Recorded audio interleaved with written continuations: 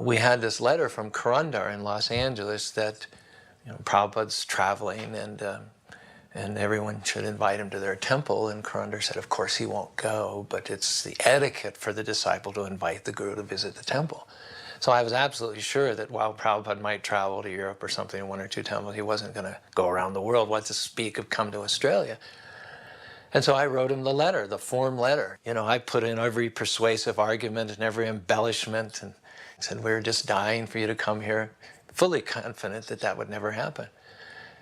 And gosh, 2 or 3 weeks later, they said Prabhupada's in India, they're having a big program in Bombay at the Kosh Maidan, and that he wanted to come to Australia right afterwards. Please send tickets for 3 people.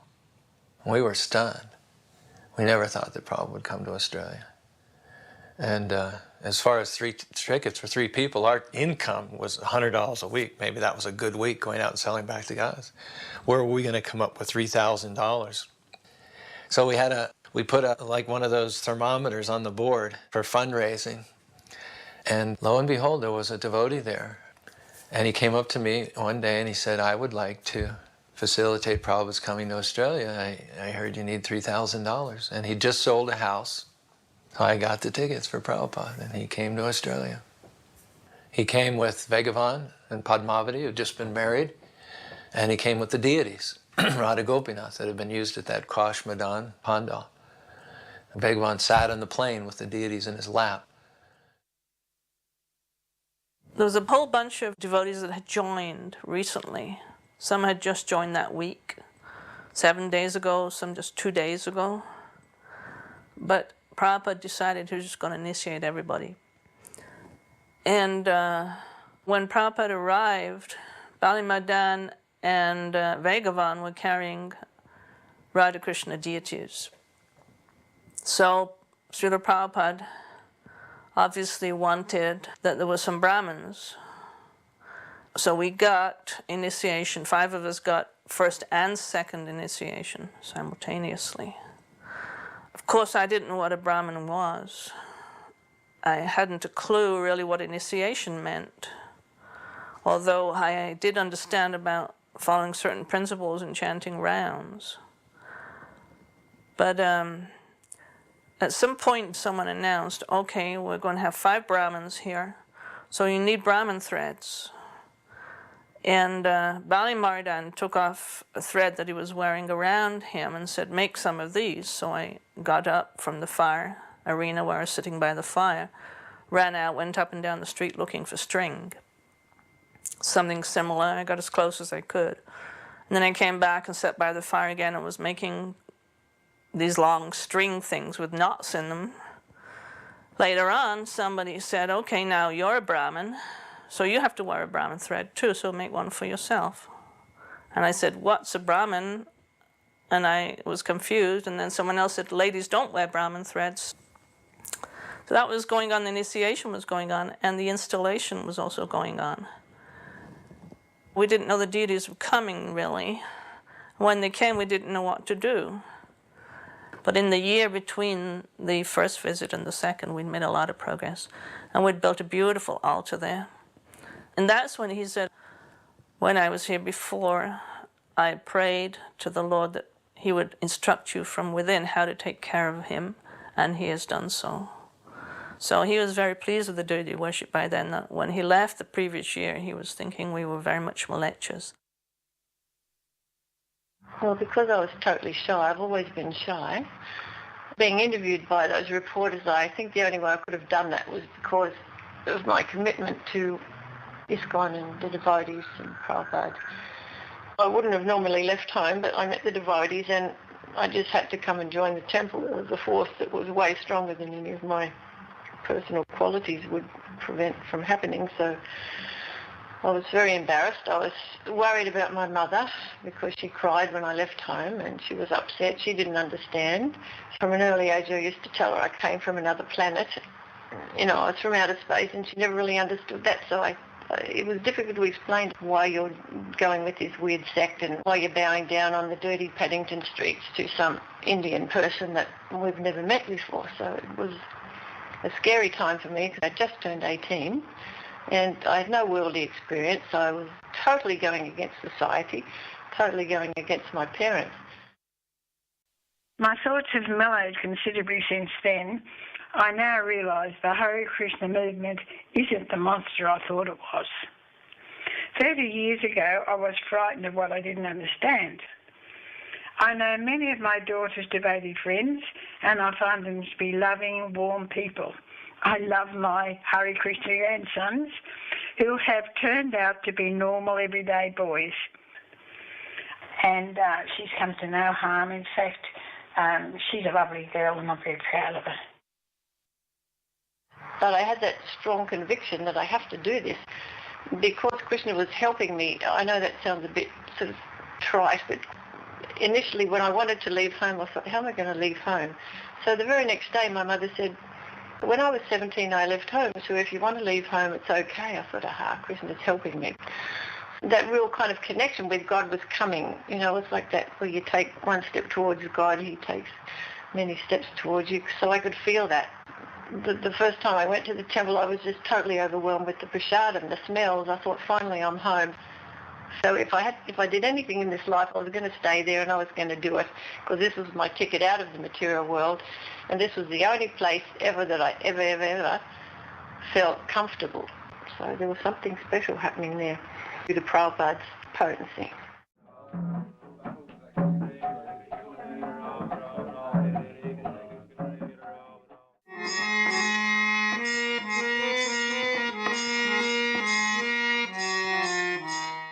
I met Kurandar just before the summer Rath Yatra in '71. He had come up to Portland to meet me and to tour the temple. And he told me about how important book distribution was. And so I was assigned the task of selling books. We had the hardbound books in Portland, and the idea we had at that time was to go to the bookstores, convince them to carry the books. And in those days, it was very easy to convince the bookstores to carry spiritual books. And then we drove down to San Francisco for the summer Rath Yatra. For many devotees, that was the first time they ever saw Srila Prabhupada. And it was the first time that I ever saw Srila Prabhupada. And everything I had been feeling from my own chanting and from hearing Prabhupada's bhajans became very magnified and intensified. Hundreds of devotees were crying, genuinely crying. That kirtan was a very special, ecstatic kirtan, a lot of mercy from Srila Prabhupada and Lord Jagannath that day. I was also very emotional. I was crying and very affected. I knew I was going to dedicate everything that I had to Srila Prabhupada.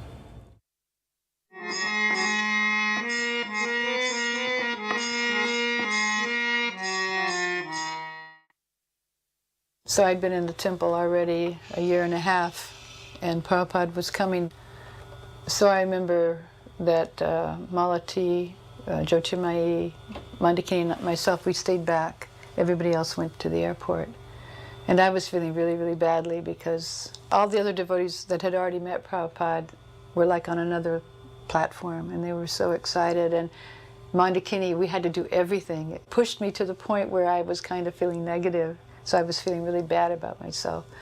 So Prabhupada came through the door into Berry Place, and Malati was first in line, then Jyotirmayi, I think, then Mandakini, and there was the temple door, and I hung back to the back. So Prabhupada walked in with a big smile on his face, and he gave a garland to Malati, he gave a garland to Jyotirmayi, he gave a garland to Mandakini, and then he turned to go into the temple room. So I thought, well, you know, this is right because I'm such a nonsense, you know, I don't deserve anything from Prabhupada. But I remember when he went into the temple room, it was kind of late in the evening. Prabhupada offered his obeisances, very deliberate and very slow and just very transcendental. And then he stood up and he just held his hands and just looked into the deity so nicely. And then he went upstairs, and then all the devotees got back from the airport. And we were all in a big room, and it was either Ekadasi or it was going past midnight and it was going to become Ekadasi. So Prabhupada was giving out sweets, and he gave them to each devotee, and I stood way in the back because I was feeling so badly, you know, and he was just kind of He kind of forced me to come. It was like, I didn't feel right coming up, but he forced me with his hand and put it in my hand like that, kind of smiled and dropped it in my hand. And then there was some talk about, it's Ekadasi, and there's cornstarch in the icing sugar that goes into Simply Wonderfuls. And Prabhupada, he said something like, we are not fanatics. And everybody, took their Simply Wonderfuls. And it was in the middle of the night when His Divine Grace arrived, and we were all lined up to meet him. But the most amazing thing was that when he arrived, he was golden. It was just golden. And you could hear the devotees, as Prabhupada was walking by, you could hear one devotee after another. They were like gasping and, in surprise. He's golden, but he's golden. He's golden. And it really was. Prabhupada just appeared on this specific occasion. It was different than other times. Prabhupada's always transcendental and effulgent, but this particular time he was looking like a walking deity or something. He was just looking very golden.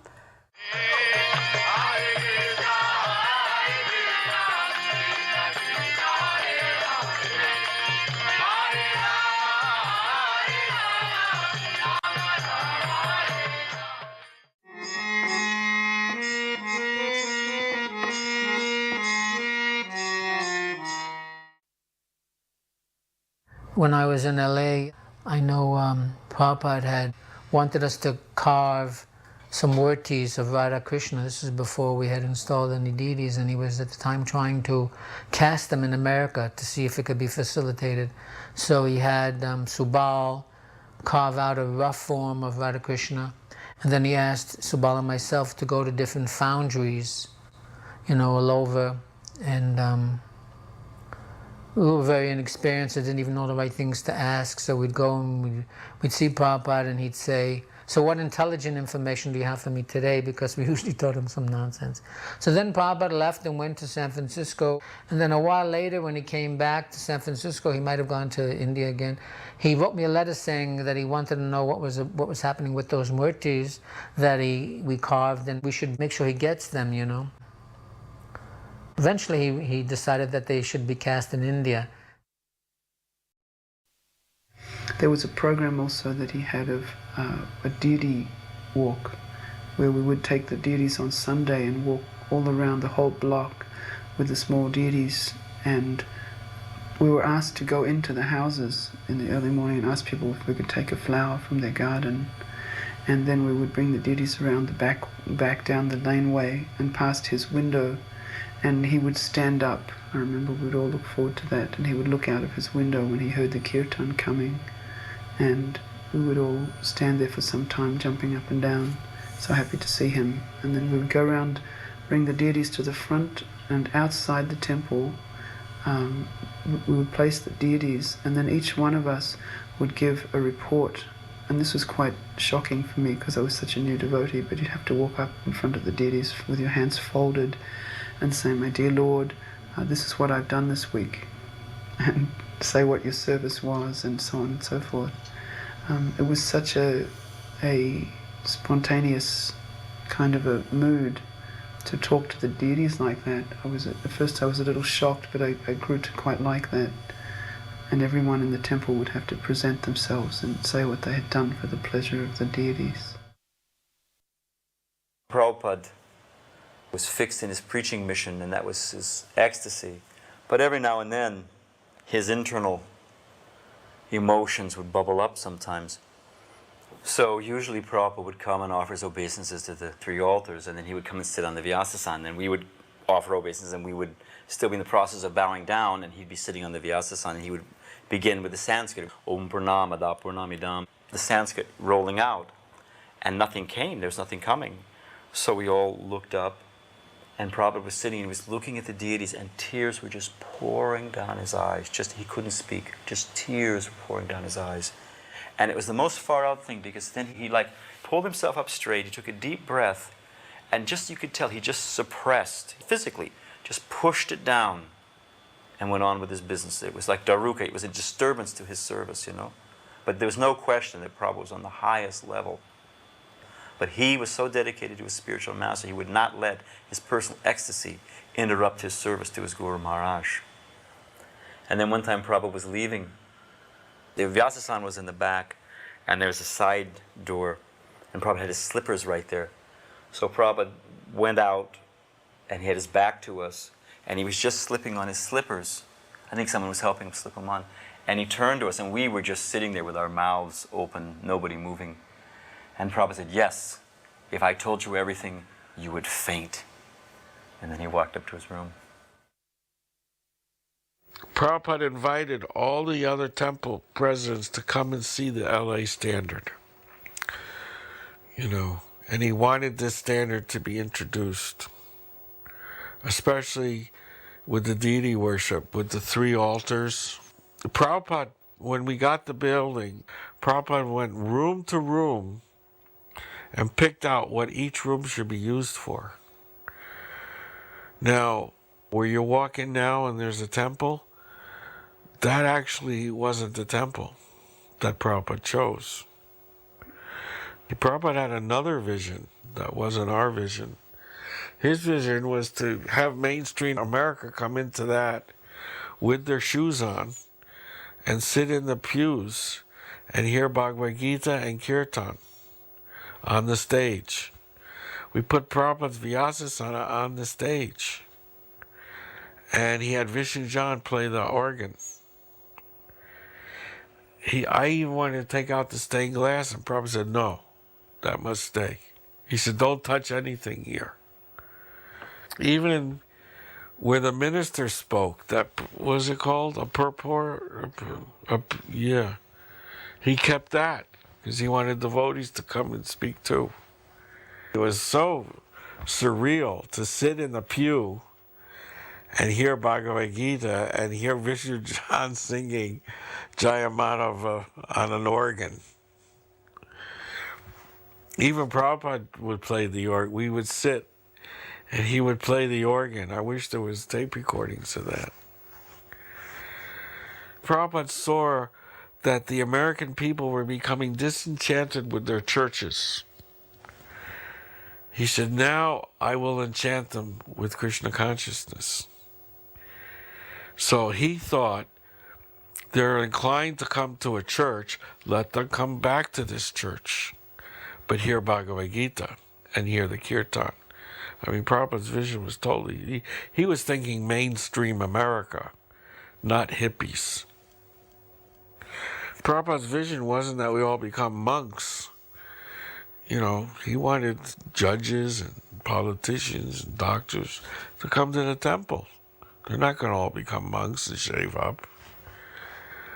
But we had another vision, come to the temple and shave up. But that wasn't Prabhupada's vision.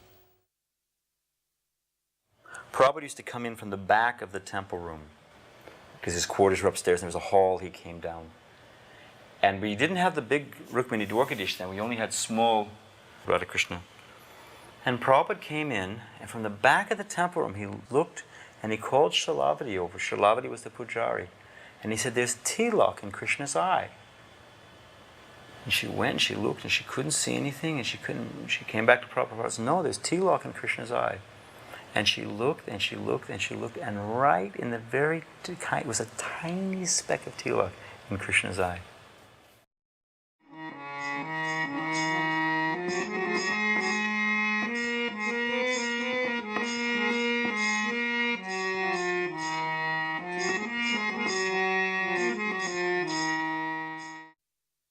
There was another moment that was very special to me.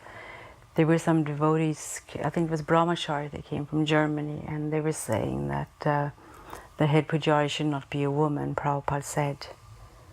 And I remember short after that Prabhupada came, and I was in the deed room, I just did arti, and Prabhupada came in. He was on his own, he'd just been outside.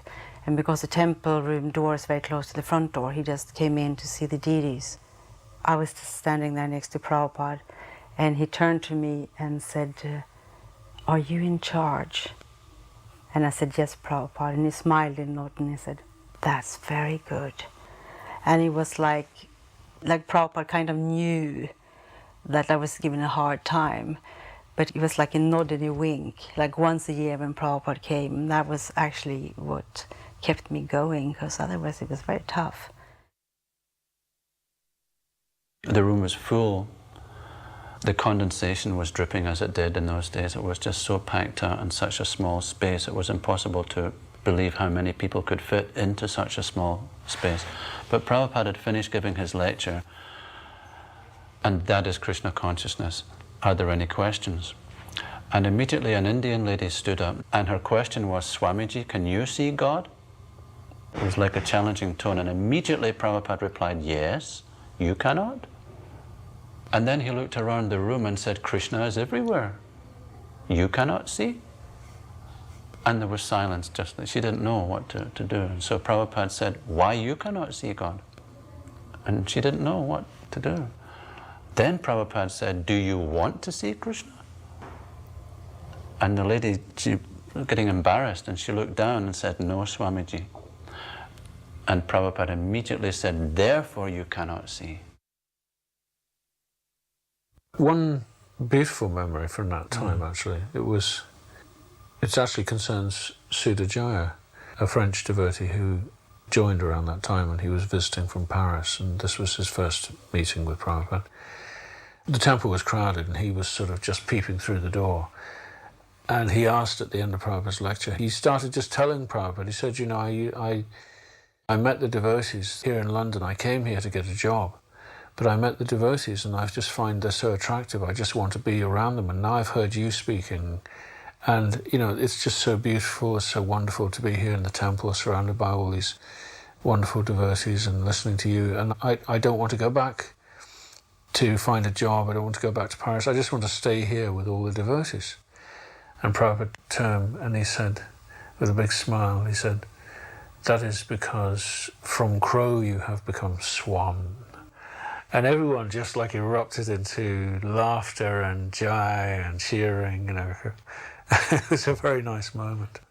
When he got initiated, Prabhupada, the swan. Oh, right, the swan.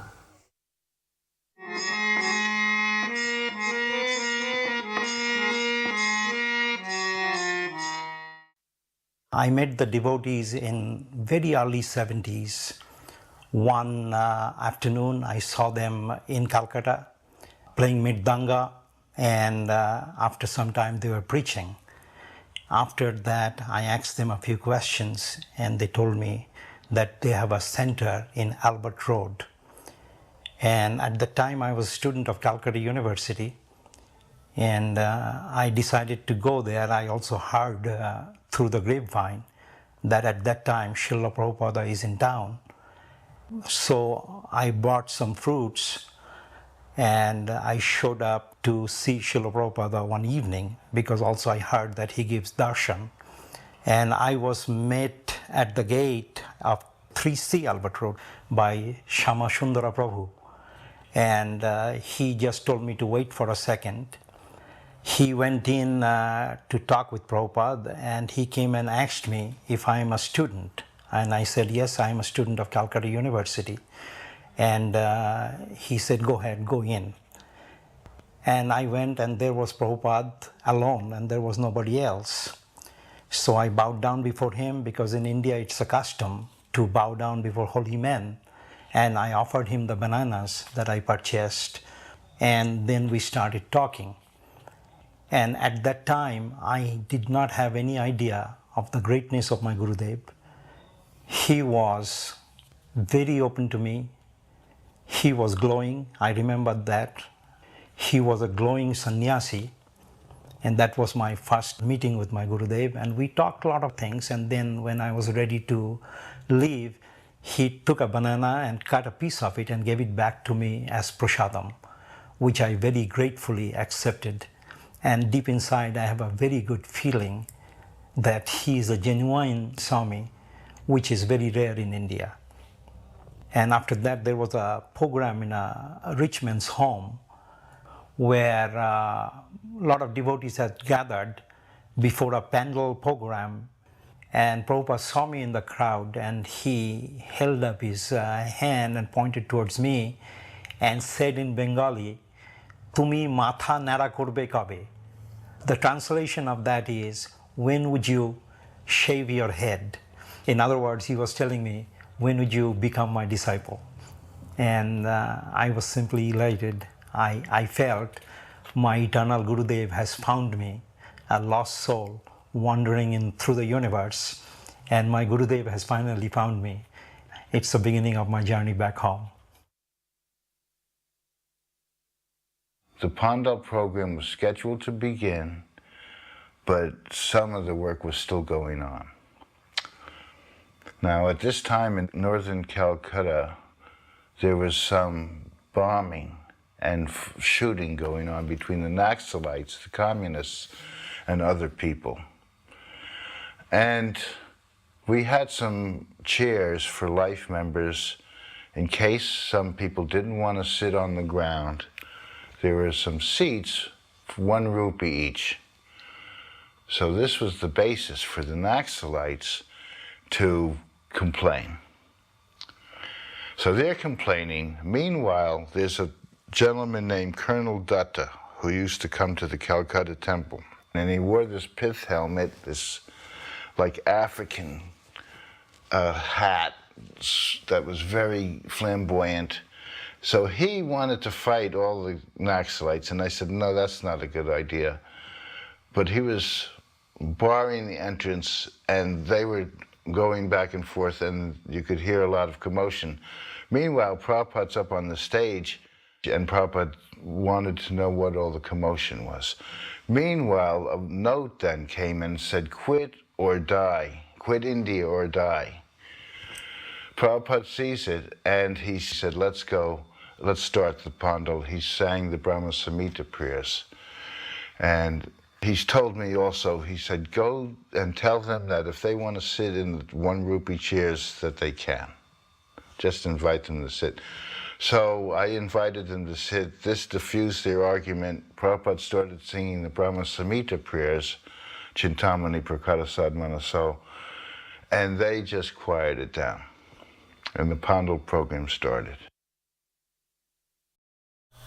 Before the Pandal program began, some reporters came to interview Srila Prabhupada, and one of them challenged, what is the point of spending so much money, making so many arrangements for this Pandal, when the money could be used for better purposes, to feed people? Srila Prabhupada replied, the purpose of the Pandal is simply to give people a chance to come and hear. Where has the Pandal come from? I went to America, and I simply gave people a chance to hear.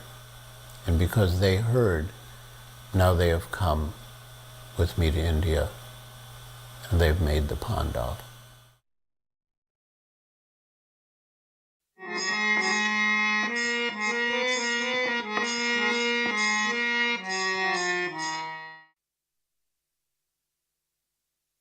His Divine Grace, Srila A.C. Bhaktivedanta Swami Prabhupada, is reaching now from Calcutta to the New Delhi airport for attending the 9 days discourse of Srimad Bhagavatam. All the distinguished guests are welcoming him, including the Mayor of Delhi, Hansraj Gupta, MLA of Delhi State, member of our ad hoc committee, who will arrange all the discourses in New Delhi. The place is very difficult to get discourses in New Delhi, but by the arrangement with the government of India, the mayor could arrange everything perfectly. What an appropriate event for Srila Prabhupada to be received as a very important person at the Delhi Palam Airport when he arrives for the first Delhi Pandal in Connaught Circus, and many members of the government were invited to greet Srila Prabhupada. Gurudas is the official host. Srila Prabhupada is always so much untouched by praise. He humbly receives whatever level of consciousness that his disciples have been awarded with, and receives it with such humility.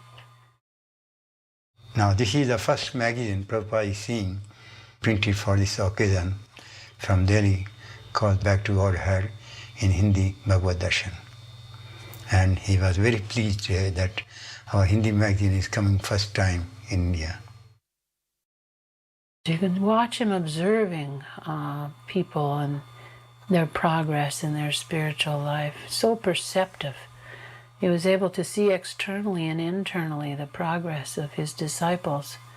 I find that so thrilling to watch the behavior.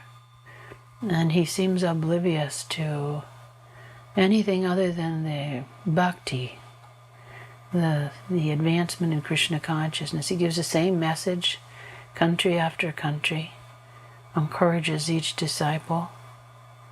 But it was very appropriate for someone who had lived and served in Delhi in the late 50s and early 60s, single-handedly alone, with no help, and just within 10 years, such a tremendous change of appreciation. Prabhupada was big news. When these pandals happened in India, in Bombay and Delhi and Calcutta, they were very widely covered, and the society of leaders were very aware of Prabhupada's presence, all the way from the Prime Minister on down through the cabinet. The Prime Minister herself was very appreciative of our Krishna consciousness movement, and through some of the honorary members of Parliament who spoke on her behalf to her, she was helpful in the early years of our Krishna consciousness movement, met with the devotees, and gave a good word. That was Prime Minister Indira Gandhi. When he got back to where we were staying from the airport, he invited everyone into his room, and he was just kind of like lounging on these pillows, and he looked so youthful and effulgent. It was just totally a different experience than seeing him in America. And he was kind of like laughing and joking about how bad the milk was in Calcutta. The milk in Calcutta is finished. He had just come from Calcutta.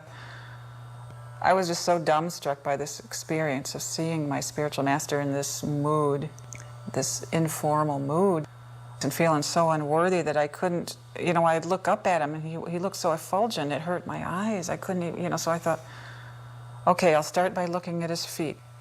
So I started looking at his feet, and then I moved up. It was almost like offering arti with my eyes, I kind of like moved up his transcendental body till I got to his face. And when I beheld his face, he was transformed in his appearance. And I started trembling and tears started pouring. I couldn't believe what I was seeing, and it was not a physical form at all that I'd ever seen, but it was Prabhupada, but it was like transformed into this exquisite kind of otherworldly beauty that you never see on this planet, and I almost fainted. Seeing Prabhupada's appearance transform was like a tangible proof to me that he was a being from the spiritual plane, from the spiritual world, in our midst.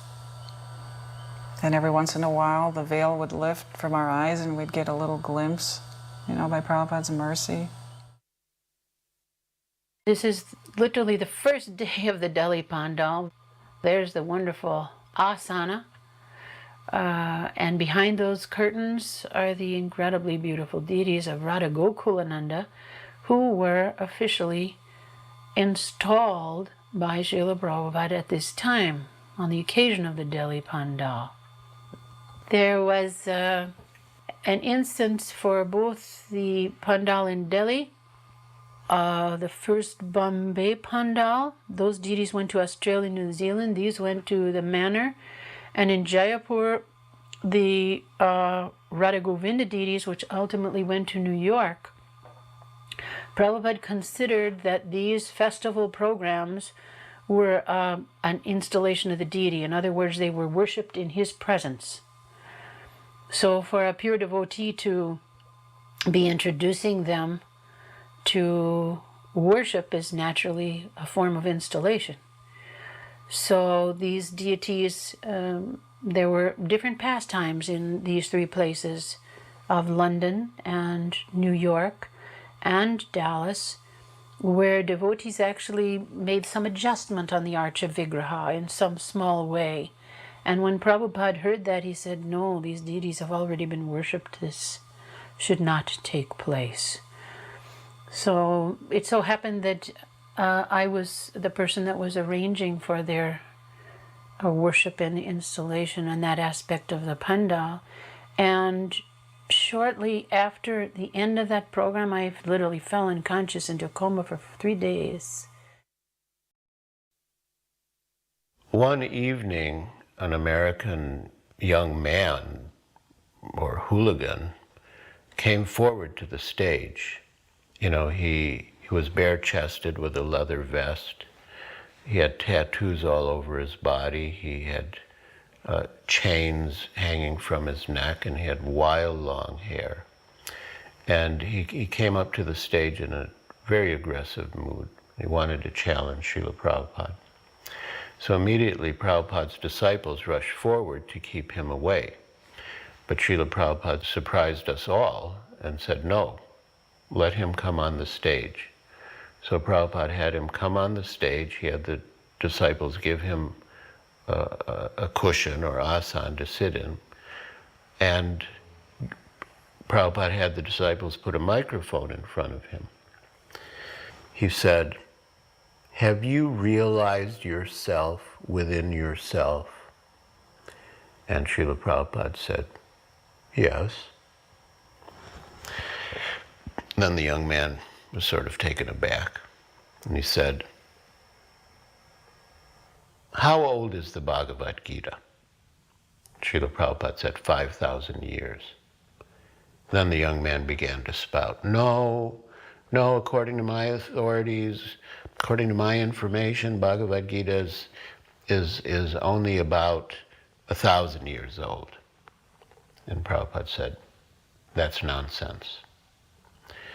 Then the young man asked another challenging question, and Prabhupada finally said, no, you answer my question now.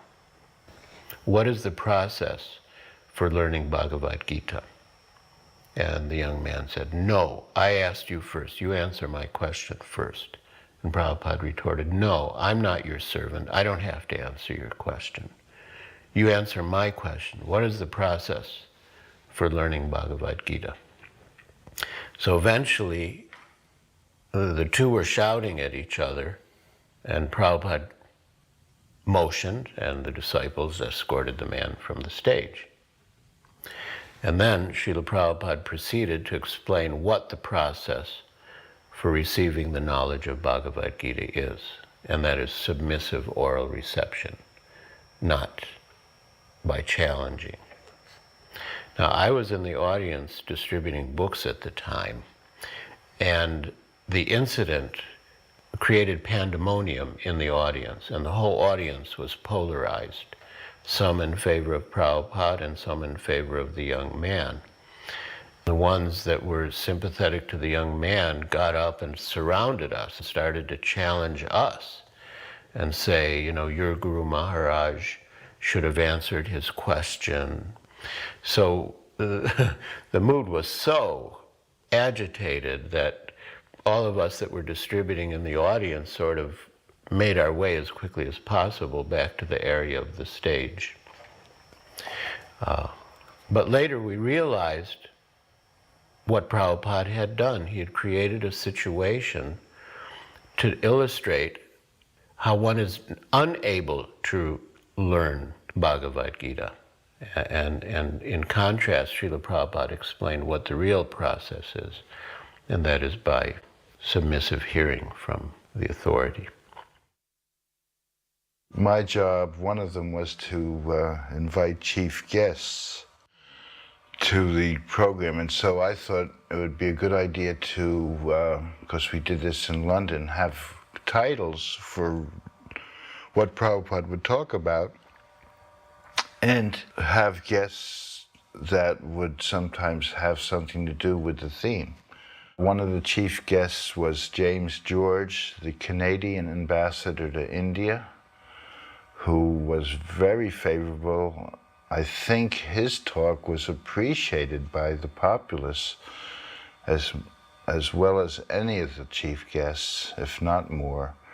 So we invited Dr. Atmaram, the chief scientist, and he talked on how religion and science actually don't have to be at odds with each other. And then Prabhupada spoke on, like Easy Journey to Other Planets type of a scientific talk. So we invited Hans Raj Gupta, the mayor of Delhi, who was a really good friend of Prabhupada. It was more anecdotal, how Prabhupada continued and persevered and started the League of Devotees and printed the Srimad Bhagavatams. It was very enlightening to us because Prabhupada really did persevere at the beginning of many of the things that we take for granted and made them happen. This is the first expansion of Srila Prabhupada's energy that has become the Glory of India project today. Srila Prabhupada, when he left for the West, knew he was going to come back and inundate India with Krishna consciousness, just the way Lord Chaitanya inundated the subcontinent of India with Krishna consciousness. Srila Prabhupada's destiny was to do that. And when he brought his disciples back from the West, who were enthusiastic but very new disciples, he started sending them various places for preaching work. So Delhi, Calcutta, and Bombay were the first three big cities that Srila Prabhupada worked on. And because this was the capital, it was important. We were only there for maybe a month, but that month seems like it could have been 100 years. It was so important at the time. So these were just the very little beginning foundation blocks of what later became the Delhi ISKCON Temple project.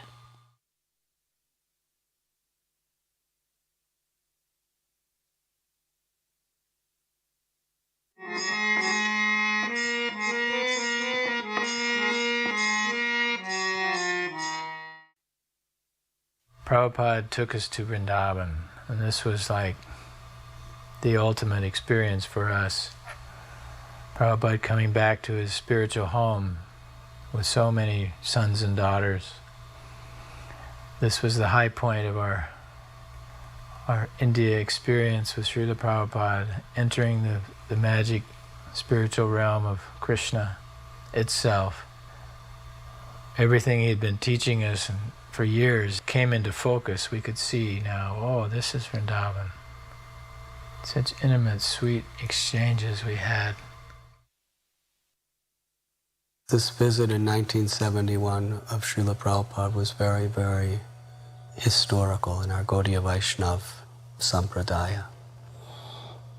It was the inauguration of the fulfillment of Lord Chaitanya and Lord Nityananda's desire that the holy names of Krishna be spread to every town and village throughout the world. Lord Chaitanya went to Vrindavan and he sent the 6 Goswamis there to establish it as a place of pilgrimage for people all over the world. When Rupa and Sanatan went to Vrindavan on Lord Chaitanya's order, they were there to establish it as a place of pilgrimage for people all over the world. Obviously for people who would become Vaishnavas from every town and village in the world. That was Lord Chaitanya's vision. And this visit was the beginning of the fulfillment. The first time Vaishnavas from the West who were committed to Krishna consciousness in a relatively large group came on pilgrimage to the holy Dham of Sri Braj. Look, he's so healthy and exuberant.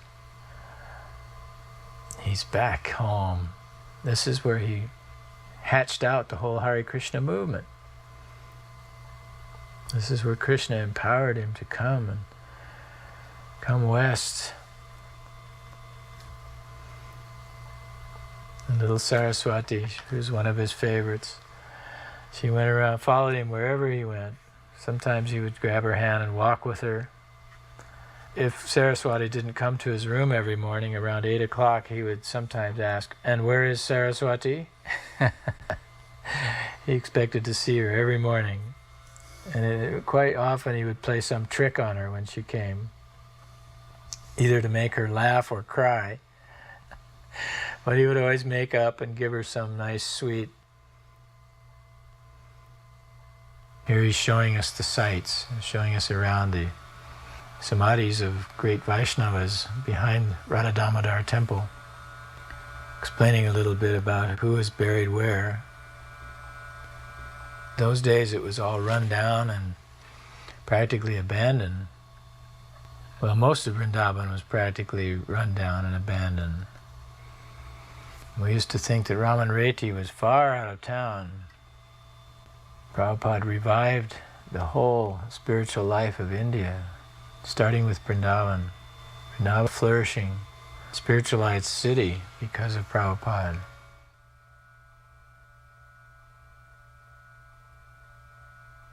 Of course, Rupa Goswami's samadhi there, Prabhupada's favorite place.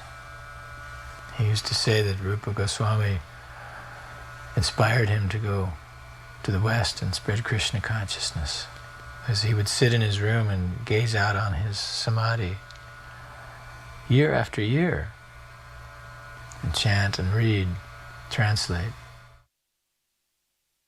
When we arrived in Vrindavan, I remember walking into Srila Prabhupada's room and paying my obeisances and saying, Srila Prabhupada, what should we do now? And he looked down at me and he said, just wander. So that's exactly what I did. I just went out into the Vrindavan village, and everything I'd read about in Nectar of Devotion and Krishna book, I was thinking of those things. And I wanted to take rest under a Kalpa Vriksha tree. It's something I'd wanted to do for a long time, so I just actually found one tree in the forest, and I actually fell asleep and slept very soundly and very deeply for a couple hours. And when I woke up, it was evening time, and I didn't really know where everybody was, but I heard in the background the kirtan going on, Hare Krishna.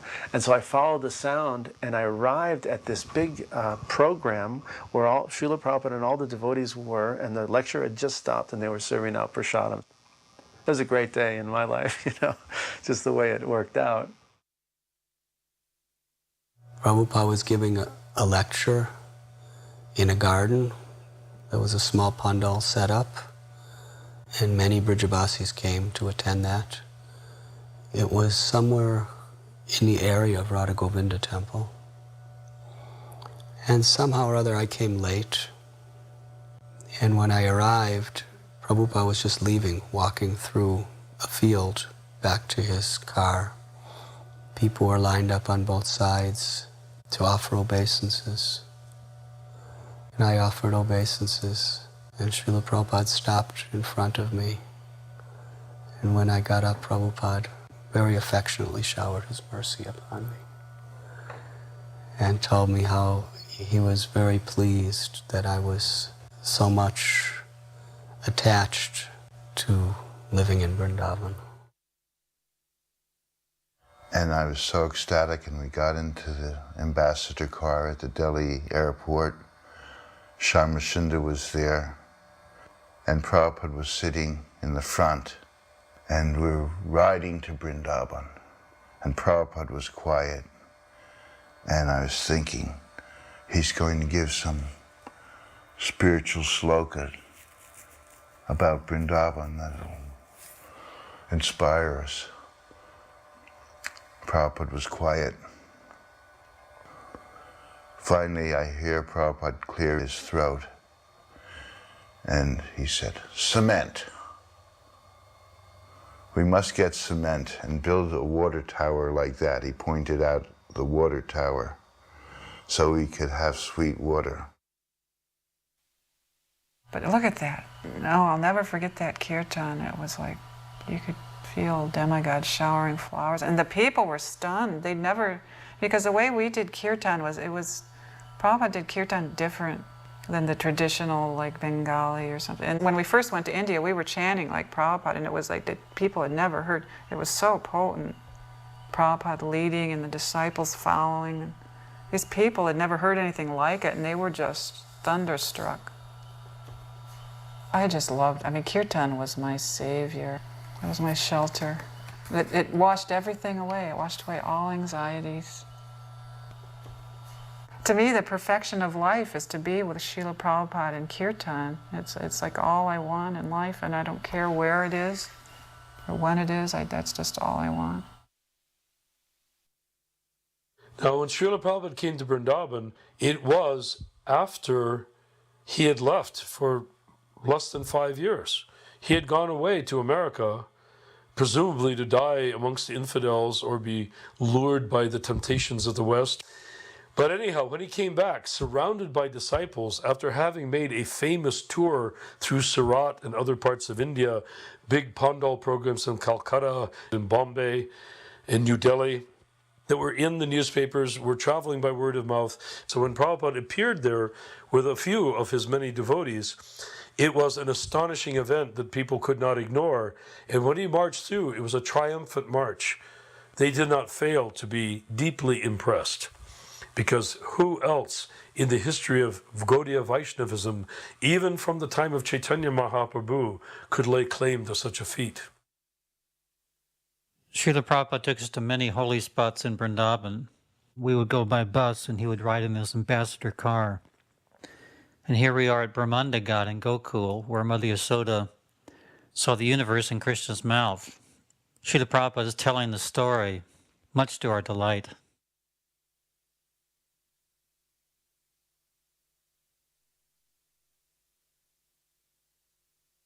His eyes get big when Mother Yasoda sees the creation.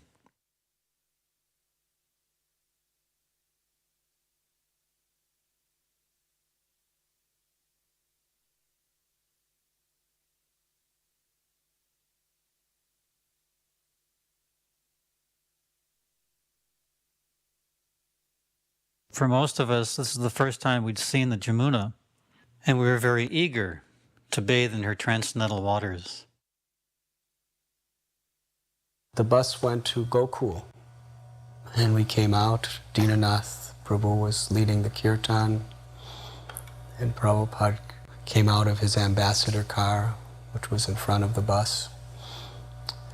And we walked for some time up behind Prabhupada doing Harinam Sankirtan. And Prabhupada stopped us and turned around and said, "This is the wrong Gokul. This is Ballabhacharya's Gokul. We want to go to Mahavan Gokul." So then we all got back in the buses. And from there, from what I remember, we went to Brahmanda Ghat, where we saw the beauty of the holy river Jamuna. Prabhupada came down with us, and he sprinkled water on his head. Then he told all the devotees that they should have full bath. And I believe Prabhupada was feeling somewhat ill that day, so he said that he was not going to take full bath. So he was sitting on the steps, and the devotees were bathing, and Prabhupada was watching us. He was so happy. His disciples, who he loved so very, very dearly, who he gave his life and soul to give them Krishna's love. Here they were in Gokul at the holy banks of Brahmanda Ghat, happily taking their baths in the sacred river Jamuna. What that must have meant for Prabhupada. Huh. He's sitting there watching us take bath, and pretty soon he wants to go in with us. What can I do? My devotees want me.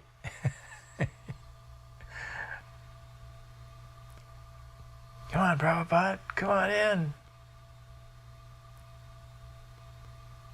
Here we are saying our Gayatris on sacred threads, standing in the Jamuna River.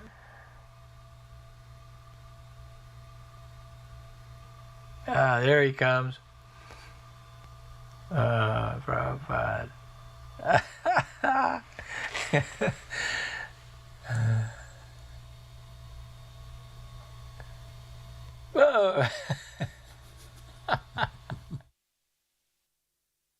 Our few of the ladies were kind of clustered together, and Palika was there. And at some point, we noticed that Srila Prabhupada was going in the water, although at first it didn't look like he was going to go in. Suddenly it was like, Prabhupada's going in. I looked at Palika, we had the same reaction. We're going in too. We have to be in there with Prabhupada. And we have to do it fast because he's going to say Gayatri, and we wanted to say Gayatri with him. But both of us had only been in India for like a month. And we knew that the ladies bathed in the Yamuna, but we didn't know how they did it. Should we go in with our full saris and then walk around dripping wet? Because we only had a few seconds. Palika was down to her slip. And I was like, okay, me too. And it didn't matter anyway, because as soon as we hit the water, we went right under. So we were up to our necks in water anyway, so we were covered. And we wanted to get as close to Prabhupada as we could while he was saying Gayatri, and we got really close, like within 10 feet of him. And we just our little heads, were like scrunched under the water, and we got to say Gayatri with Prabhupada that day. And to me, that's the most memorable experience of the whole thing, was that Gayatri in the water with Prabhupada so close. During the afternoons, Prabhupada would give darshan, and the devotees were sent out to do Harinam Sankirtan. And during that time, I had the great fortune of sitting in the room and attending all of his darshans each day. They were very intimate. Vrijabasis would come, his old friends, godbrothers would come, Goswamis would come, sometimes guests would come. And Prabhupada would just sometimes speak to them very informally. Sometimes he would preach to them very strongly. And sometimes he just had loving conversations. I'll never forget when Krishnadas Babaji Maharaj came to see Prabhupada. I happened to be walking down the street one day, and I met Krishnadas Babaji Maharaj and told him I was going to see Srila Prabhupada. And he very eager, he said, I will go with you. I want to see Swamiji, or Swami Maharaj. He called him Swami Maharaj. And when we came, there was a guard who was one of the more senior devotees. He was standing at the stairways guarding who was coming up to the darshan. And of course, he welcomed me to come up because he knew that Prabhupada was favorable to me attending the darshans each night. But when he saw Krishnadas Babaji Maharaj, he stopped him. He said, who are you? And when he was introduced as Prabhupada's godbrother, he said, no, you cannot go. So Babaji Maharaj wanted to go anyway, and he wanted to stop him. And I told that devotee, please ask Prabhupada. He's one of the most beloved devotees of Vrindavan, especially in Gaudiya Mats. And a messenger came back and said, yes, Prabhupada immediately wants to see him. So we went up together, and Srila Prabhupada, when he saw Babaji Maharaj, he was sitting behind a little desk, and there was maybe about 6 or 7 people that he was talking to in the room. And Prabhupada got up, and they embraced, and they were just laughing and talking in Bengali. Prabhupada brought Babaji Maharaj to sit next to him behind the desk. And the whole time, they were just laughing and talking and looking at each other with so much affection. And the 6 or 7 people who were there were completely forgotten, so they left. And I just sat there, just watching this interaction. I couldn't understand a word of it because they were speaking Bengali language. But I learned so much, not by their language, but just by seeing the genuine love that these two great personalities had for each other and the intimate relationship they shared. And they were constantly saying Hare Krishna and laughing. I understood then that this is the goal of life, to have this type of love with Vaishnavas in sharing the mission of the spiritual master and pure love for Radha and Krishna. I think they were together for probably almost 45 minutes to an hour. And then Prabhupada made sure Babaji Maharaj got nice prasad. We went to Mr. Saraf's house, and he had just decided to give us the land in Raman Reti. There was a slip of paper that said yes and a slip of paper that said no.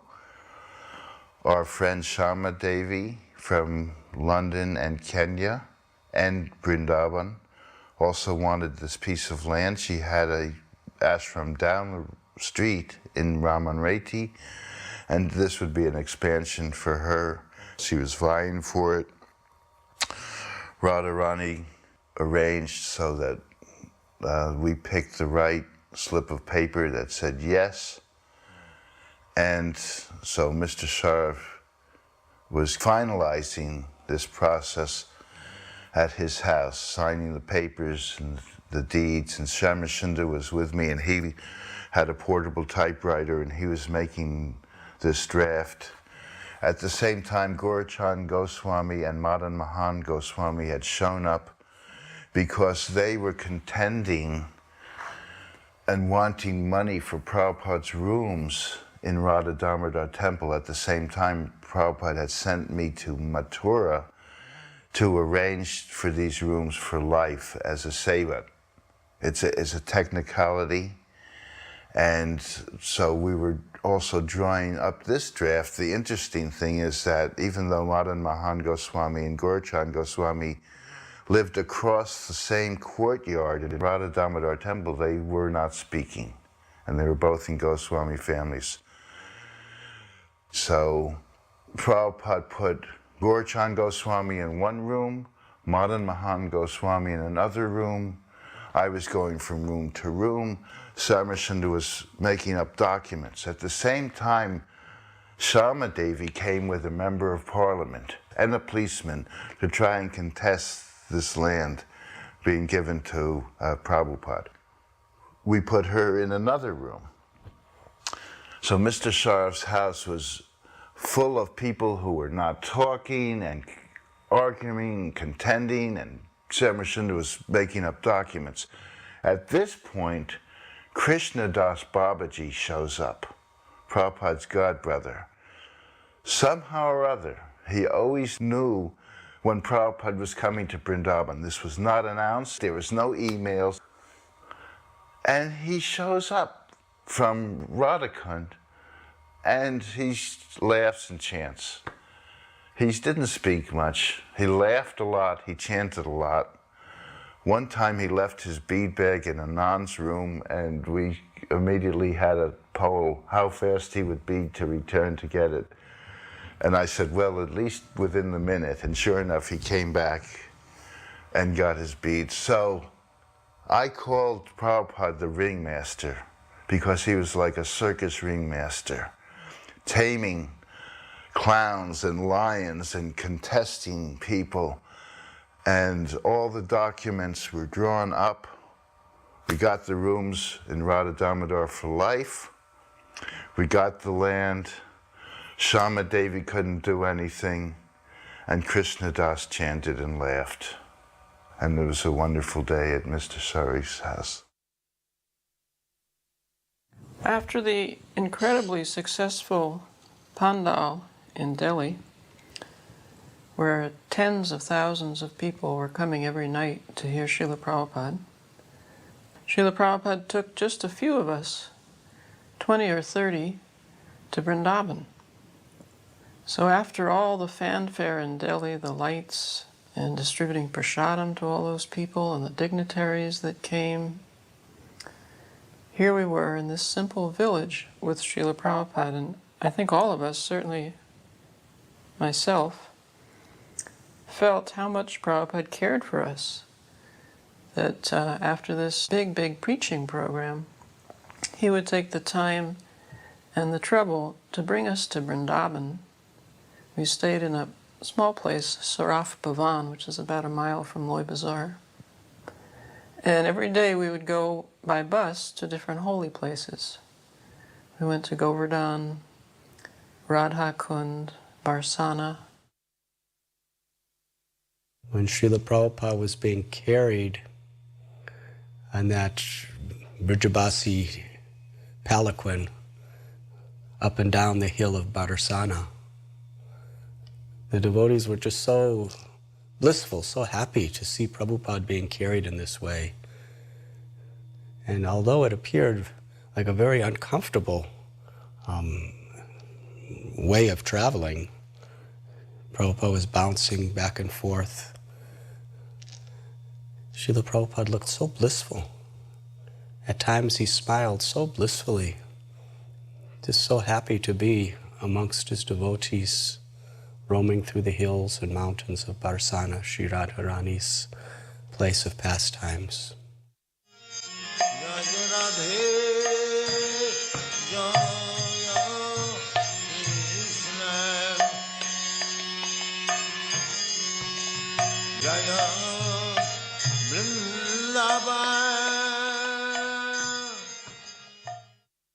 In Govardhan, Prabhupada was taking prasadam. Malati used to travel with us always and cook for Prabhupada. Even on the bus, Prabhupada would sit in the front seat because his car had broken down. So he would be on the front seat of the bus and Malati would be in the back seat doing whatever she was doing. Nobody knew for sure. But then eventually she would come through the aisle of the bus and present to Prabhupada a beautiful plate of prasadam. It was a little bit miraculous how she did that. So she was Prabhupada's cook during this time. And I remember in Govardhan, she served Prabhupada his prasadam and a dog wandered by, a hungry dog. And Malati was about to give it the standard hut to drive it away when Prabhupada stopped her and threw a piece of his samosa to this dog, which actually delighted Malati. She was happy to see and also to hear Prabhupada say that no living entity should go hungry in Krishna's Dham. He was constantly concerned with everyone's health and well-being. And everyone had a task. And Prabhupada would assign the different duties and jobs and tasks for each of us, and we would all report to him every day what we had accomplished. He would give us guidance for the next day's tasks. We had to become Vaishnavas finally, in manner and in dress. So Prabhupada taught us all the ropes, all the different ways a Vaishnava should act in India. By example, we got to follow him around and watch him every moment. We just began to emulate what Prabhupada did.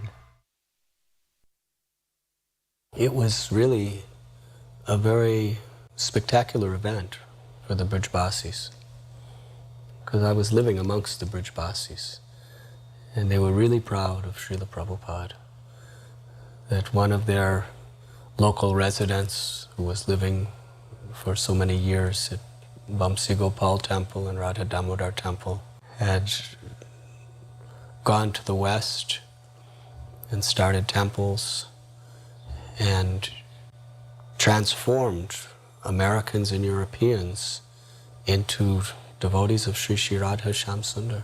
This was just astounding, amazing for the Brijbasis. And thus they really had very, very high esteem for Srila Prabhupada. They considered him to be like the ambassador of Vrindavan for the world. They were looking forward to seeing the American and European sadhus coming. And Prabhupada would have the devotees doing Harinam, Sankirtan, the streets, and it had a very heartwarming effect on the residents of Vrindavan.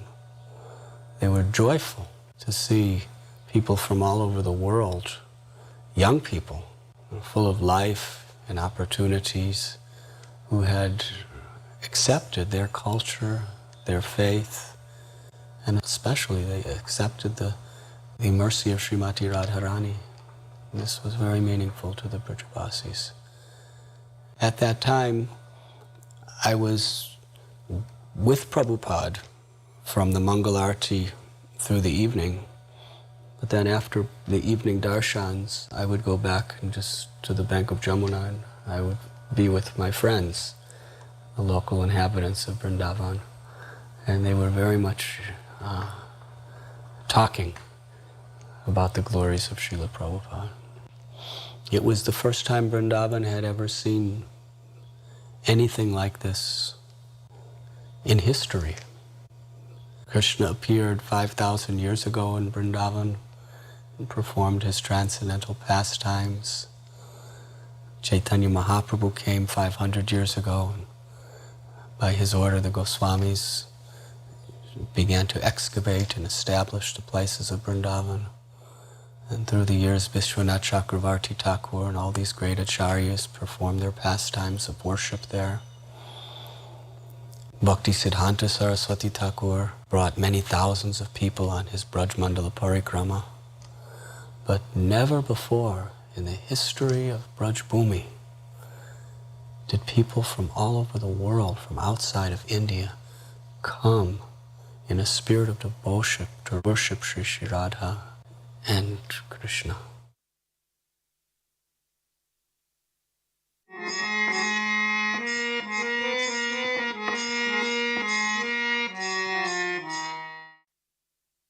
This was a very bizarre experience.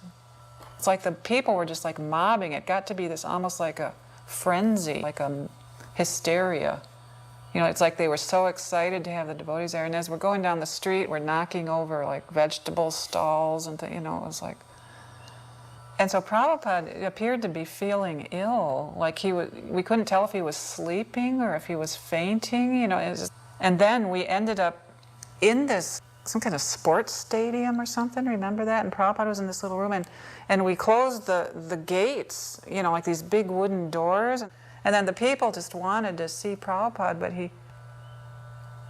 Prabhupada wasn't well. And so the devotees got him in this room and just kind of like closed the room and wouldn't let the people come in, and they just got more and more upset, and they were kind of like banging on these gates trying to get in, and I was getting like scared. Like, were they going to break down the doors and like stampede us and what they were going to do? Because they were getting a little angry too. And it was like that. People just like thronged Prabhupada like some rock star or something, you know. I wanted to rip him apart, get a piece of him. And so I don't think Prabhupada ever did speak. I don't even remember how we got Prabhupada out of it, but I do remember that he sent groups of devotees out to have contact with the people. I remember myself and Narayan being sent out as a team, and we went to this little temple, and I think Narayan gave a little talk, and we had a little kirtan, and the people were satisfied. They wanted to see us too, you know, the white sadhus, you know. It was just so exciting for them to see these white sadhus. See, look at Prabhupada, he looks... Because sometimes he was like sitting on this thing, like with his eyes closed and his head nodding, like we didn't know if he'd like had a stroke or if he'd fainted from the heat or if he was sleeping, you know, it was just really strange.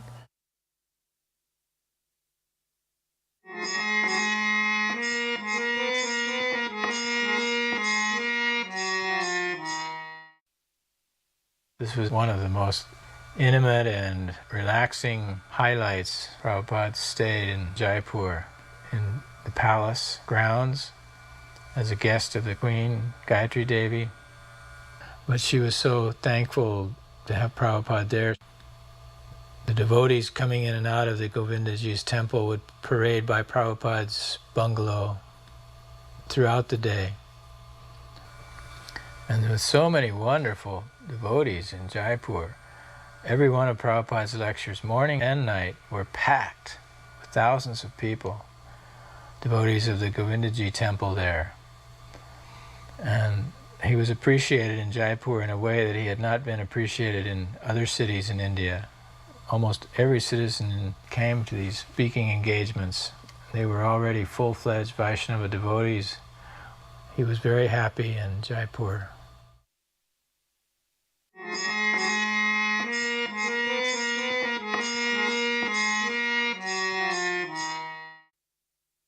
At that time, Prabhupada lived in a grass hut. There was no other place to live in. I remember Prabhupada one time was sitting in the grass hut and He just said this grass hut is in the mode of goodness.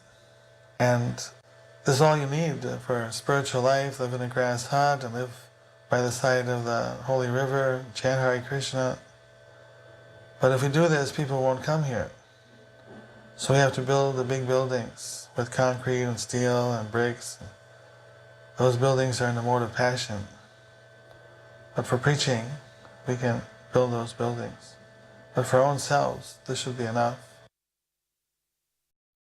Before the festival, I had approached Srila Prabhupada on the balcony in Calcutta and said, Srila Prabhupada, I've been trying to understand what you want of us, what your desire is.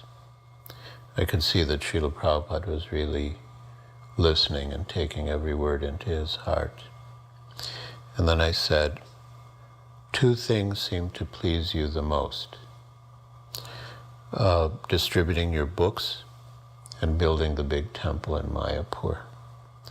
And Srila Prabhupada's eyes opened wide, his face lit up, he smiled and he glanced at me and he said, yes, you have understood. And then he said, if you build this temple in Mayapur, Srila Bhaktivinoda Thakur will personally come and take you all back to Godhead. Bhavananda Prabhu said, Srila Prabhupada, we're sitting in the middle of these rice fields. I'm from New York. He says, Srabi, the architect, is from Amsterdam. You know, we're all from cities. Jayapataka's from, they're all from big cities. And we're sitting in the middle of these rice fields, and you're asking us to build a big temple in the city. How we can do this, Prabhupada? And he said, Prabhupada, where will all the money come from? And Prabhupada said, Bhavananda is always thinking, where will money come from? He said, actually, here you have Radha Madhava. He said, Madhava means the husband or goddess of fortune. Simply serve Madhava nicely and everything will come. You don't have to worry about money. Well, Prabhupada, we don't know where to start even. They had the design for the Lotus building and they, you know, where to put it. We're really bewildered, standing in the middle of rice fields. No, Prabhupada, he didn't procrastinate, as we say. So Prabhupada said, come with me. We had 3 acres of land at that time, 1 strip of land from the road. So Prabhupada, he put a clod of earth down, then he just paced so far down, then he put another clod of earth, then he just turned and he paced the other way, put another clod of earth, paced up the other end. So he put 4 clods of earth, and he said, build it here. That was it. This is Prabhupada establishing the Anantasesha in 1972. He invited all of his godbrothers to come.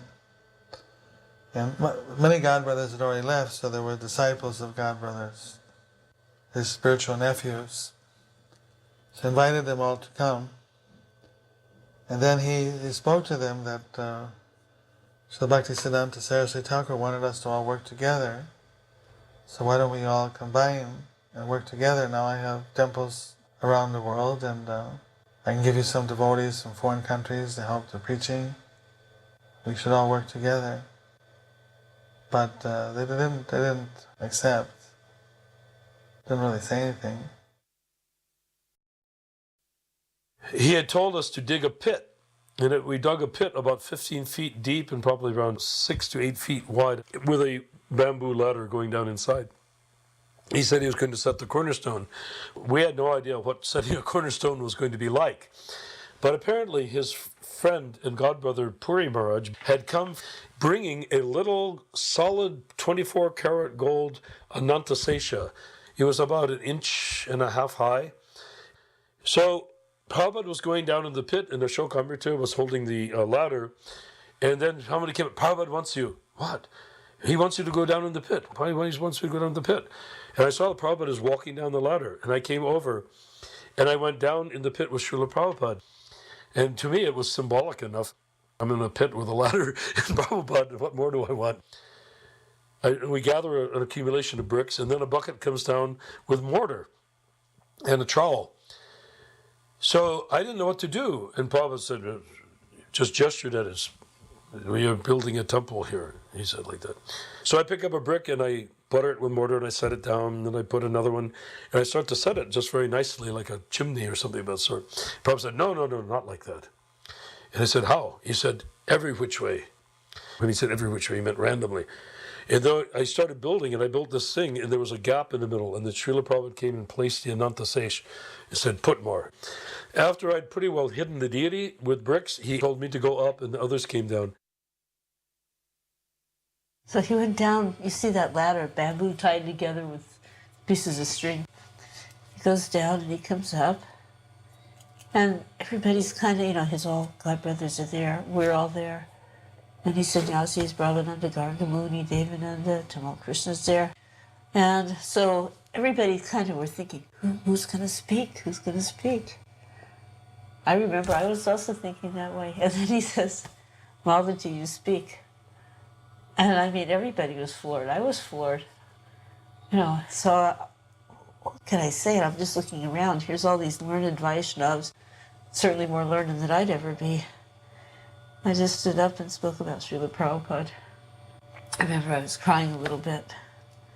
And then afterwards, I remember Gargamuni came up to me and he said, that was very nice. And I always appreciated that, I was just reflecting on Prabhupada's expertness in putting us forward and in utilizing us for the benefit of his mission. And knowing each one of our particular ability and our limitations, and even using our limitations to the best advantage. Because in this situation, I was not, as I mentioned, I was not a pundit. I don't know Sanskrit verses. I wasn't fully learned in the Bhagavatam, but I had no hesitation about speaking on the glories of Srila Prabhupada. And it was actually the right thing to do at that time. While we were at Mayapur, one young man named Bob Cohen came to our camp.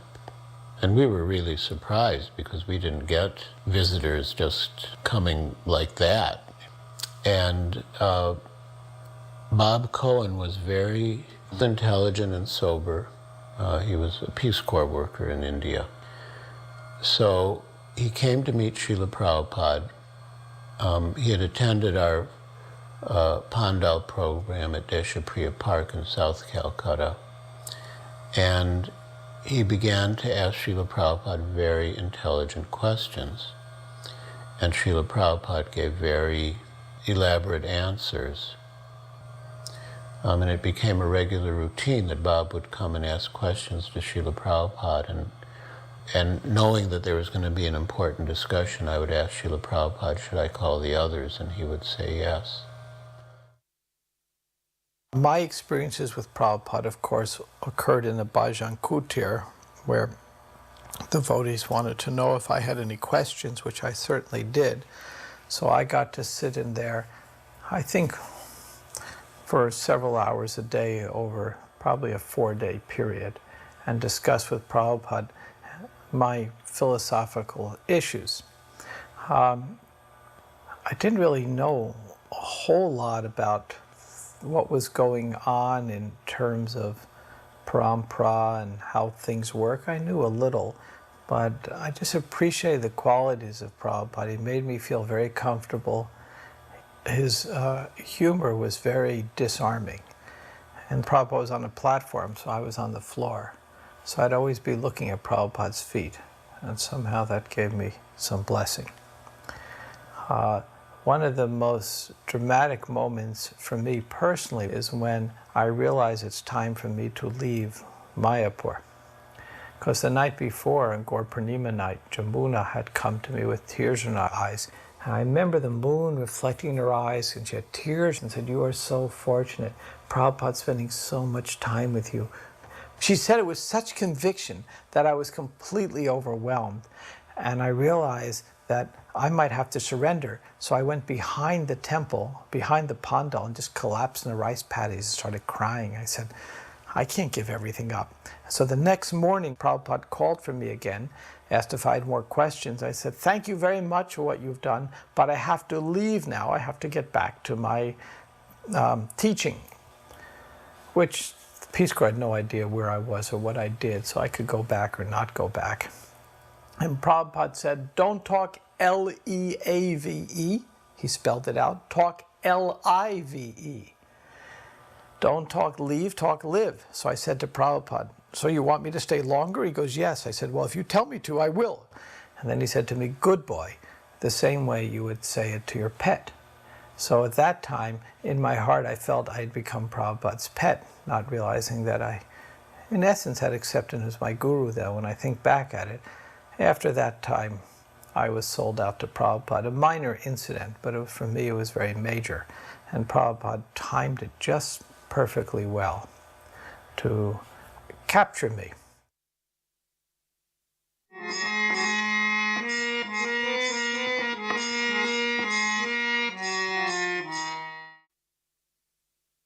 One of Srila Prabhupada's most enduring projects was the Juhu land and Juhu development in what was then a remote suburb of Bombay. It was open marshland and swamps and coconut groves. Very few people there in those days. So it was difficult for the devotees, some of the devotees, to understand why Prabhupada wanted this land so much. Most devotees are familiar with all of the squabbles that went on for this land over such a long period, many years, and the fights, litigation that was waged over this land. But Prabhupada was so insistent that we acquire this land, and he was ultimately triumphant. What we were thinking was, mostly at that time they were hippies, so they are being converted into good people, so we should help them whatever way we can. We are not rich or anything, but whatever little in the house is there, we should give. So they used to come for cold water because March, April, it was so hot. So they are not used to this climate. And then we used to give limbu water, and whatever is available in the house, we used to give them. So then once he was walking in the garden, Prabhupada. So some new devotees had come in the morning. So he shows our house and tells, this is Hare Krishna Annex. You all have left your mothers and come. Here is a mother for you. And anything you want to know, you can ask her, and that is the house. And he pointed to our house. Afterwards we asked the devotees what he was telling. They said, this is Hare Krishna Annex. My name is Smriti Warrior, and I lived on Hare Krishna land, B building on the ground floor. And my parents were Mr. and Mrs. Warrior that helped a lot with the temple and the devotees and did a lot of seva, and basically grew up on Hare Krishna land. I was there before the devotees came, so when they first came, I was 6, 7 years old. And of course we'd never seen foreigners so much before, so when they would come, we would stare at them. They were like celebrities. We used to just sit there, every move they made, we were watching them. Of course, at that time we used to tease and chant. We would chant, but we'd teasingly chant Hare Krishna or say Hari Bol. And as time went on, we started to like them, and they would be so nice to us. So we'd always go up, and anything they wanted, we'd run and get it for them. Or they were living on the rooftop. They would bathe up there, and I remember we used to see these soapy white lathered heads, Gargamuni, Brahmananda, Madhuvisa, This must be in Acharya's garden that he's getting a massage, because he came out of there and went right into the house. And later on they started a Gurukul, which we attended. That was the only Gurukul we really enjoyed going to, and the three of them did it. It was so much fun. We used to do all kinds of things, little projects, learning shlokas, chanting, putting on dances when Prabhupada came. Before even having the title to the land, he had a cornerstone laying ceremony. Prabhupada was the expert in everything. He was the supreme strategist.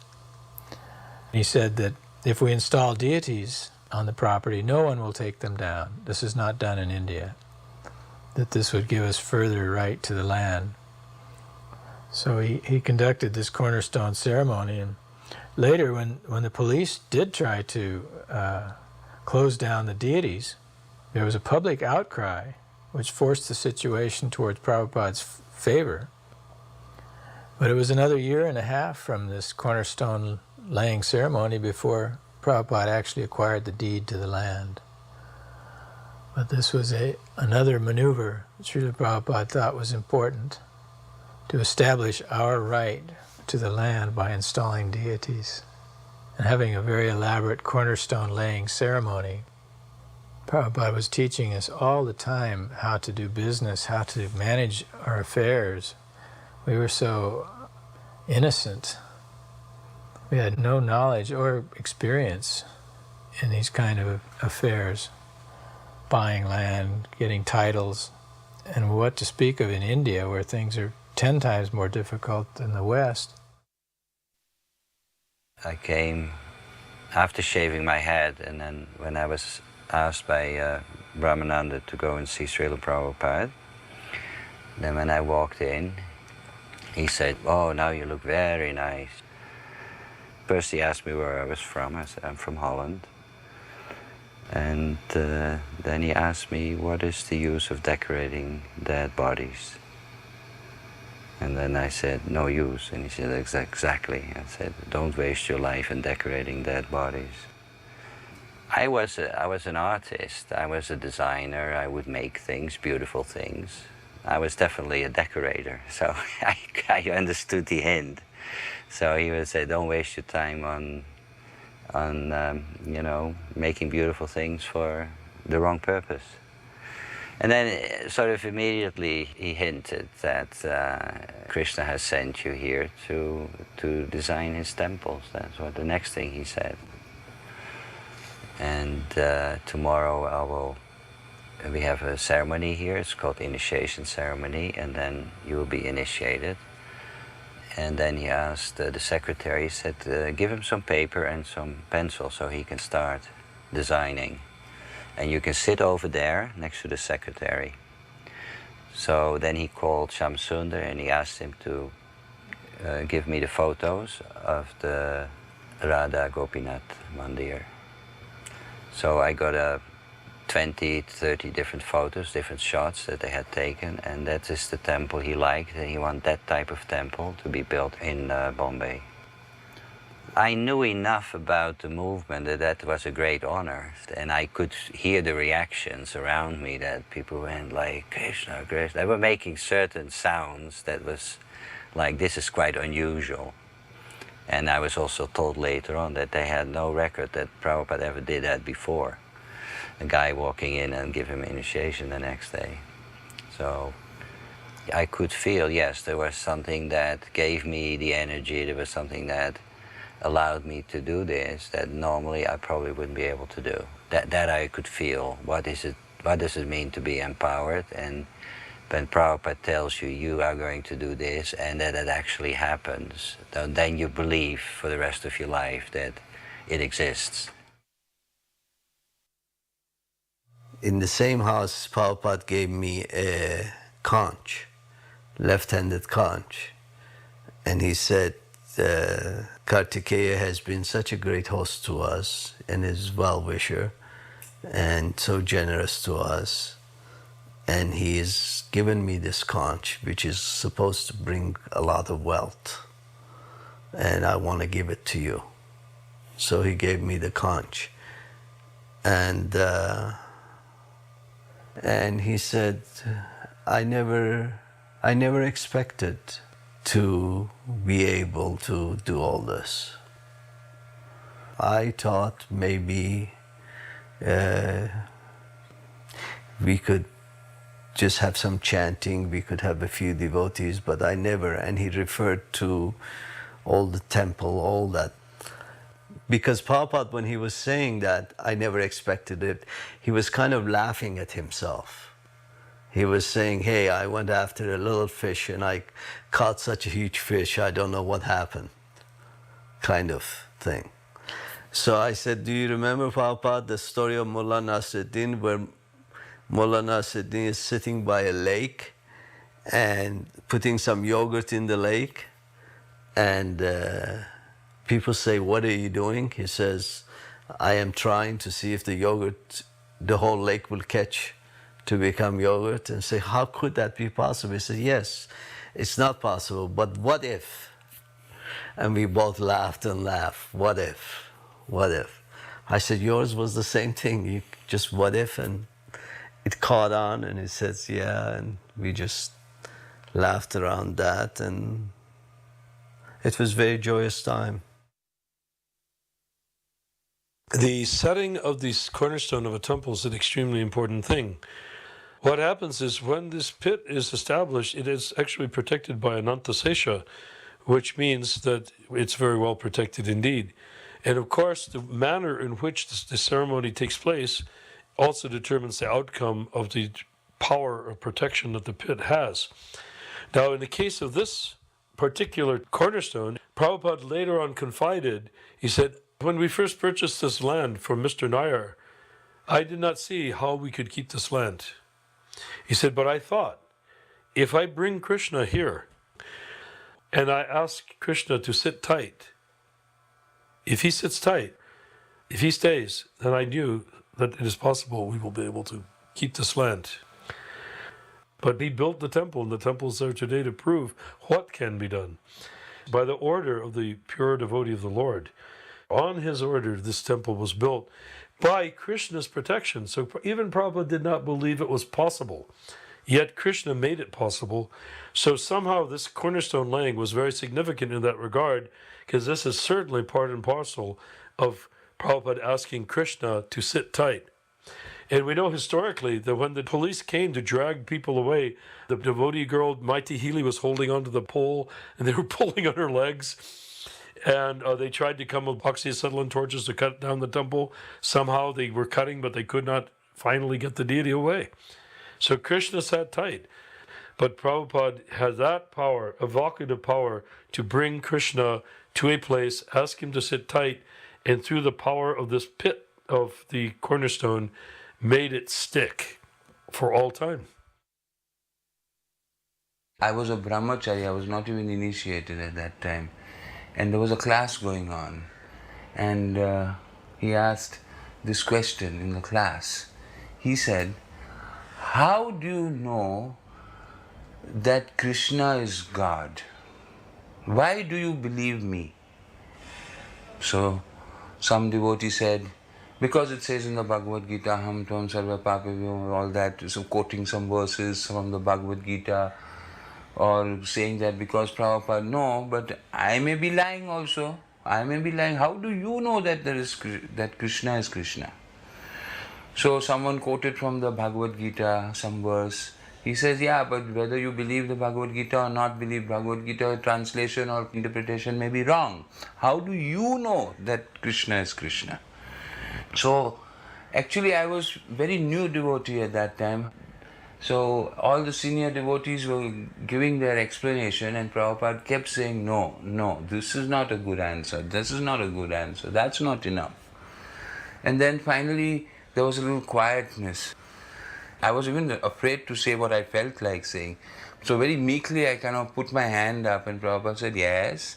And I said, Prabhupada, I believe it is Krishna because I can feel Krishna. When I say Krishna, I can feel him, I can feel it. That's why I believe in it.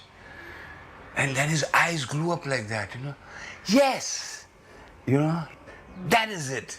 You can feel Krishna's presence. That's why you believe in Krishna. And he looked at me with so much happiness, like, that, yes, your answer is right. Whenever he was in Bombay, every morning, I would take his breakfast for him. He liked vadas. Whenever he came into town, he'd send a servant to tell Mrs. Warrior that he was here, and the next morning, idlis of vadas had to be given. And I used to take it in, and I used to wait around, waiting for Prabhupada to give me a sweet back in return. Sometimes he would tease me and give me a piece of idli back, or a piece of vada, and I would say, no, I want the sweet on your plate. And I would wait there till he gave it to me.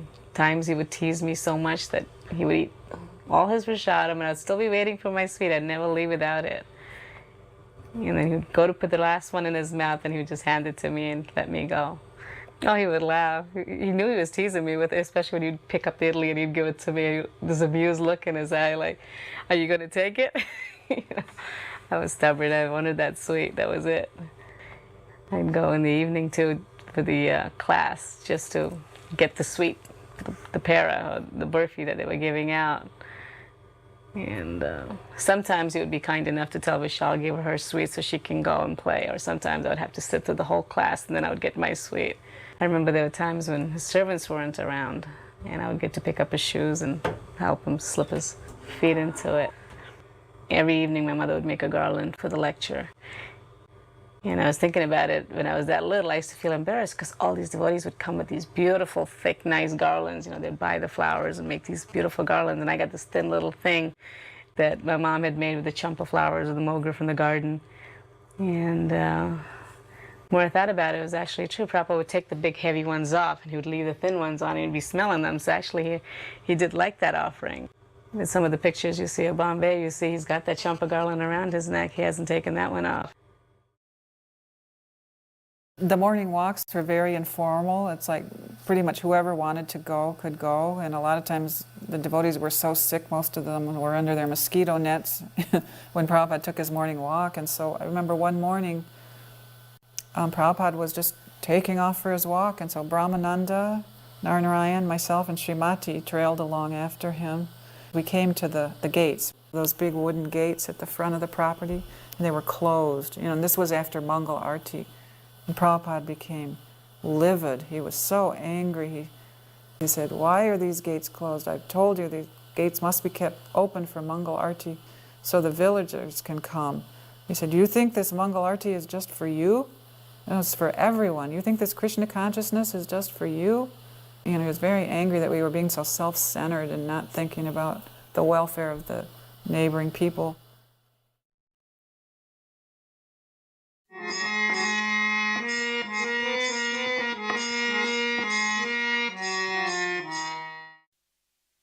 I remember that in Melbourne he gave me second initiation, and I'd been initiated in 1971 by mail in Hong Kong.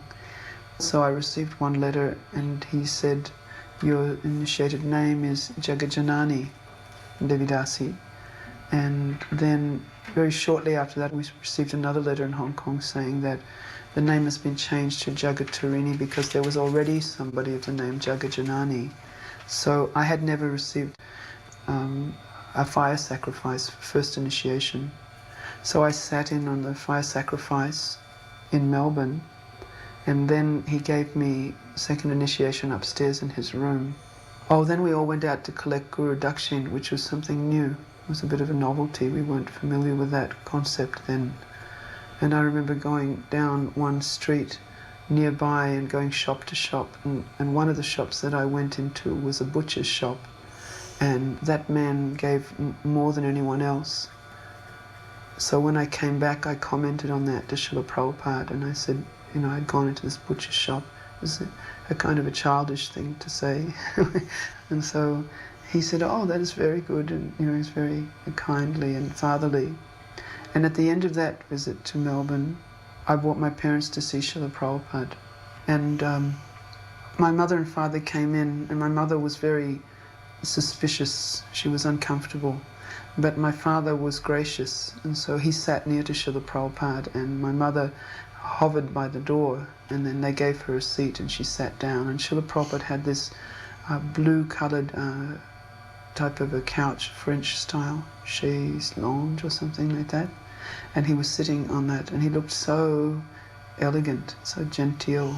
And they both sat down, and then the first thing Srila Prabhupada did was he looked at my father, who was respectful, and he said, "Your daughter will deliver you." And my father was a little embarrassed, I think. He couldn't really understand Srila Prabhupada's accent. So he started sort of laughing nervously, and he said, "Oh yes, we always thought she'd do something like that." And then Srila Prabhupada looked at him quite earnestly and said, "Don't think that she's given up your service." He said, "Because of her, so many generations forward and backward in your family will be delivered because of her."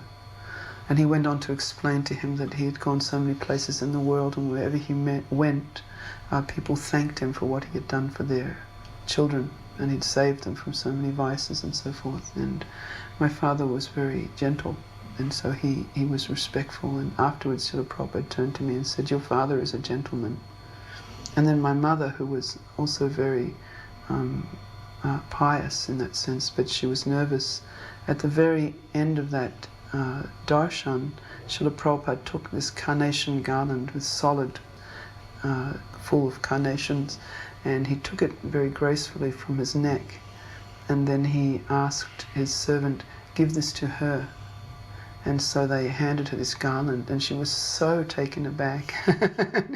He was so charming, and she didn't know what to say, and she took that garland home and put it into on a plate of water and kept it as on like a vase, in some way. Kept it and preserved it as long as she could, in appreciation for that visit with him.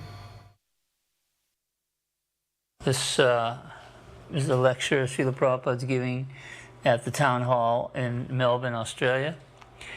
In 1972, the devotees had gone to Melbourne after they had established the temple in Sydney, and they have become quite popular in Melbourne because of elaborate street sankirtan that was performed every day by the devotees in downtown Melbourne.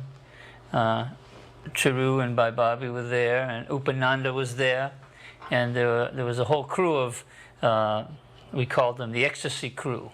The ecstasy crew were people that didn't get initiated, but they religiously showed up every day for Sankirtan in downtown Melbourne. So right in the same street where the Melbourne Town Hall was located, the devotees were chanting up and down every day. So when Prabhupada arrived and they had Prabhupada's lecture at Melbourne Town Hall, it was quite widely publicized, and many of the people that had been seeing us on the street every day were there. And there was some hippie gurus that came to see Srila Prabhupada, some famous hippie gurus in Melbourne, and everyone thought that this one hippie guru who would stand on a soapbox every day in downtown Melbourne and various places and preach his own hedonistic philosophy, and he was very quick-witted, so everyone thought that he would come and be able to challenge Srila Prabhupada. So many of his followers came that night also, but Srila Prabhupada quickly philosophically defeated him and humbled him, and he came forward at the end of the lecture and chanted and danced with all of the disciples of Srila Prabhupada. And Prabhupada was very adept at defeating the impersonalists and the hedonists, and this Melbourne Town Hall lecture was quite a grand success for the devotees. It was a large turnout. There was over 2,000 people that came to that, and so it was quite amazing. For this universe is called Chaturdas Bhuvan, 14 planetary systems. This is called Bhulok. Above this there is Bhuvarlok. Above that there is Janalok. Above that there is Mahalok. Above that there is Satyalok. Above that there is Brahmalok, the highest planetary system. Similarly, down also we have got Tal, Atal, Talatal, Nital, Patal, Rasatal. This information we get from Vedic literature. 14 worlds. Each and every universe is consisting of these 14 planetary systems. And there are innumerable universes. That we also get information from Brahma Samhita. Jasa prabha prabhavatu jagadanda koti. Jagadanda koti. Jagadanda means this universe is a big, I mean to say, volume, just like pond of egg. Everything, every planet is just like egg. This Brahmanda, this universe is also like egg. So there are many millions of Jagadanda.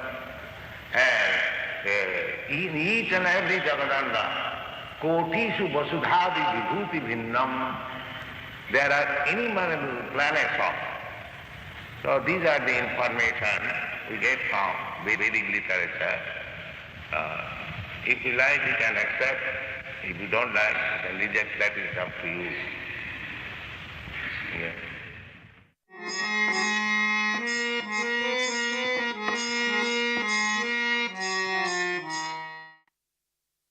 I was in a Vancouver temple and I heard that Srila Prabhupada was coming to LA, and I never seen Prabhupada before, so I got very excited and I asked Bahudak, which was the temple president, that I wanted to go meet Prabhupada, and he said, if you want to please Prabhupada, you stay here. So I said, okay, Prabhu.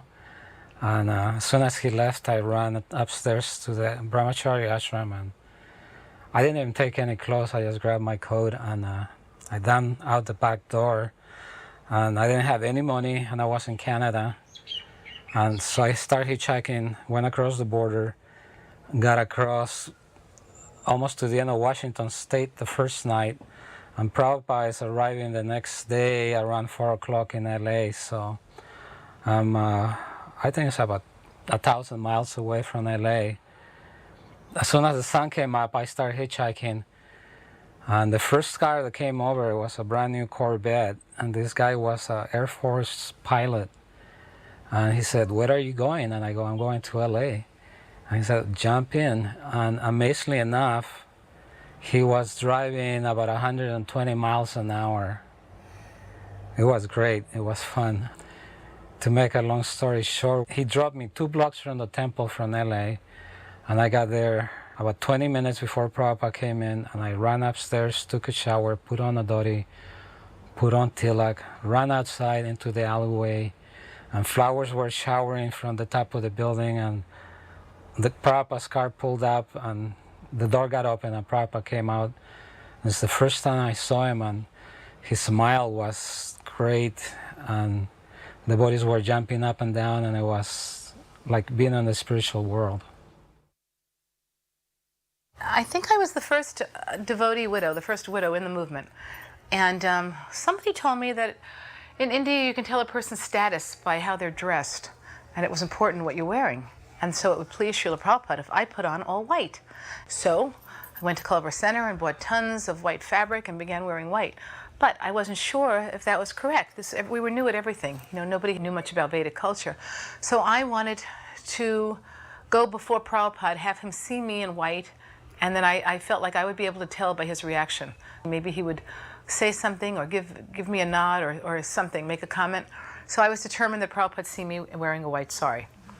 Every time Prabhupada would come to LAX airport, as soon as he walked through the terminal, if you said your obeisances and you really said the full prayer, by the time you stood up, you didn't even get a glimpse of him, especially if you were in a female body, because all the guys would stand in front of you, and you didn't get to see Srila Prabhupada. So I formulated a plan, and I didn't tell anyone. It was my big dream, my big secret, that the next time he was coming to LAX, I would wait at the bottom of the escalator with my daughter, and all the way down the escalator, he might only see me, and he might say something.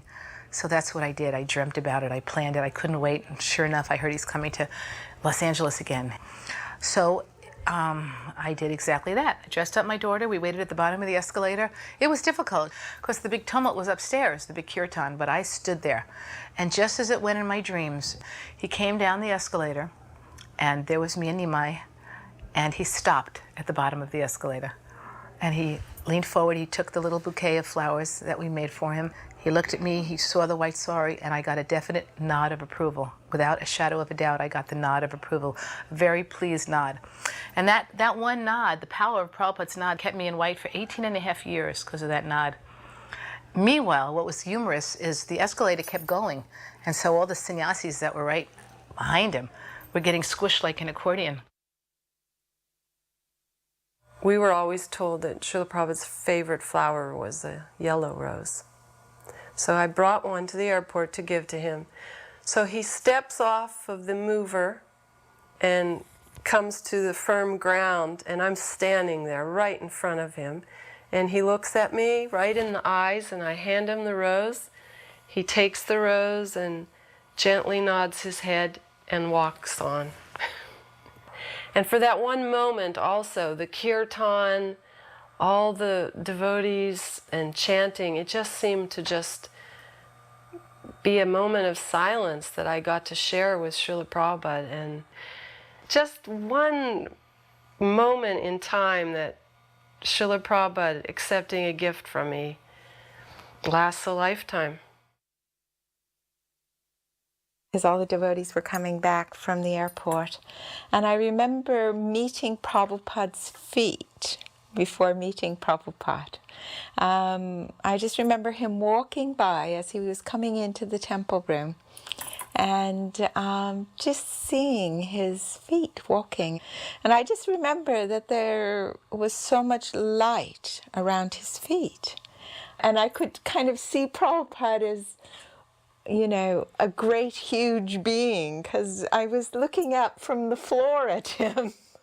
And that's like kind of etched in my mind, that wonderful memory of just seeing his effulgent feet and then, you know, kind of working my way up from the feet up to his golden smile. During Kirtan, Prabhupada was so enthusiastic and always encouraging the person who was leading. He would be looking around the room, and I myself personally, I was feeling like I could touch the ceiling. I'd be jumping as high as I could, and I just felt like there was no bounds. And I was also, I think, feeling that we were all kind of like little puppies jumping up and down in great joy, happiness, you know, seeing our spiritual master. So Prabhupada was always encouraging, looking around, and he'd be with his gong, he would take the hammer and he would be gesturing, you know, waving it up and down for everybody to dance. Prabhupada also, he had such perception. Sometimes in my mind, you know, I'd be thinking, I was young. Oh, I wish Prabhupada would look over here. I wish he would look at me. All of a sudden, Prabhupada would be looking directly at me, piercing me with his eyes, and I felt very foolish. But Prabhupada always fulfilled your desires that way. So it was always a special experience every day for months, being able to have that mercy of dancing in front of Prabhupada. And then, of course, during Jai Radha Madhava, Prabhupada himself would be so absorbed sometimes he would stop being choked up. And I remember how Prabhupada would talk. He would say, actually, I'm just a kirtan man.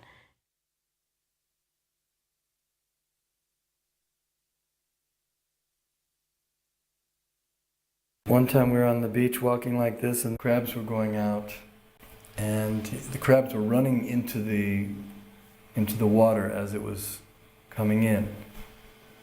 So Prabhupada indicated that they had a relationship. And he was explaining that a big elephant cannot go against the waves of the sea, even though he's so strong. But a little fish can swim out against the waves, and the reason is because the fish has an intimate relationship with the sea. So in the same way, a devotee, he can surpass all others because of his intimate relationship with Krishna. He can do things that non-devotees cannot accomplish. In Los Angeles, I would take Prabhupada out for his morning walk. And one day he would go to Venice Beach, and one day he would go to Cheviot Hills Park, a big beautiful park with a golf course. And one day he would go to the very wealthy part of Beverly Hills.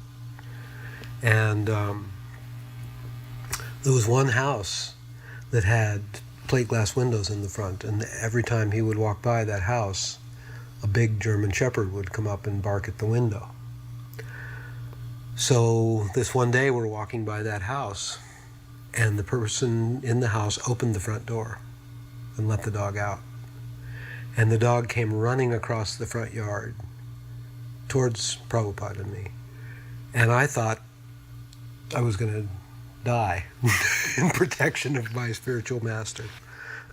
So I turned around and faced the dog, and Prabhupada had paid almost no attention. He had just kept walking. He was 10 or 15 steps ahead of me. So I turned around and ran to catch up, and the dog started chasing along the grass, never came onto the sidewalk.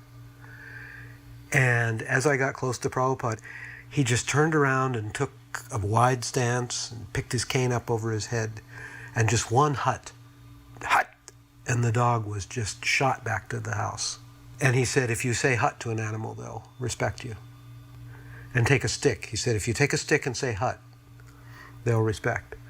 So later on we were in Jaipur, and they had given Prabhupada a room in the palace, the Jaipur palace.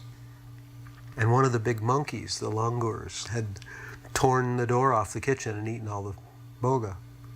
So they replaced the door, and I was in Prabhupada's room on a day that just happened to be filled with a lot of people, including influential Indian guests. And we kept a stick inside the back door. All of a sudden there's a noise outside. You can hear this door rattling. And I look out the screen and there's a monkey trying to take the door off the kitchen. So I picked up the stick, remembering the dog, remembering Prabhupada's example, and went out and got 6 feet or 8 feet away from the monkey. And as he heard me come, he turned around and stood up. And as he stood up, I lifted the stick up and went, hut! And he looked at me and he puffed his chest up and he bared his teeth and he growled and he started walking towards me. And I ran. I turned around and ran back in Prabhupada's room. And he and all of his guests just broke out laughing. He said, you do not know the process. And then he laughed more. He said, if you had said hut again, he was testing you. If you had done it twice, he would have backed away.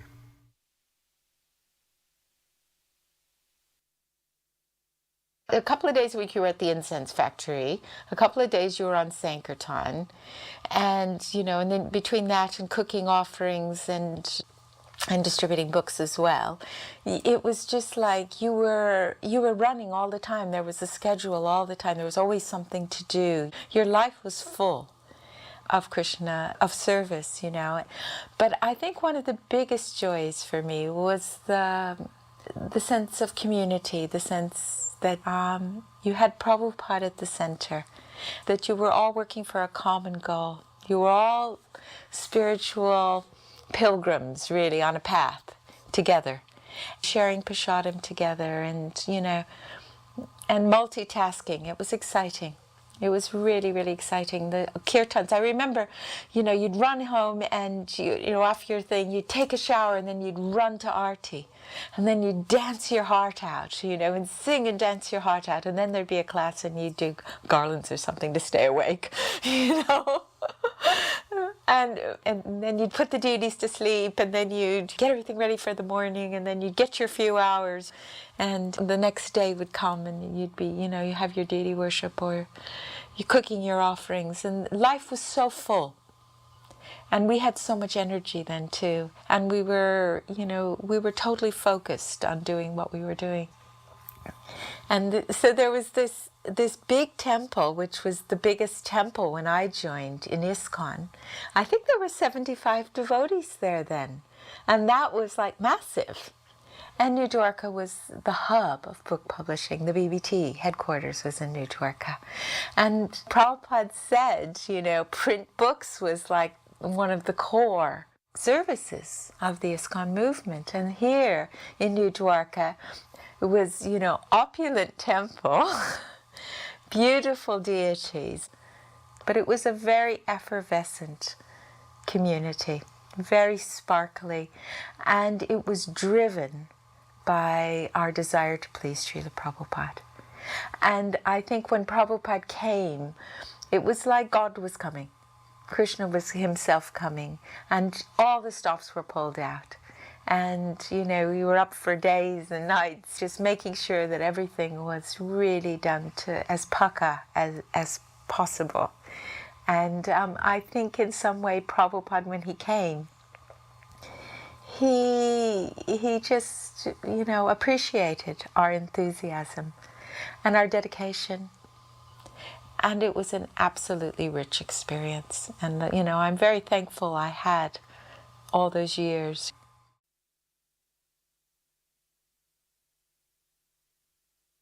Somebody coming to the Sunday Feast program in Los Angeles owned a 16mm camera and was a film student, and apparently approached Karandar about filming Srila Prabhupada.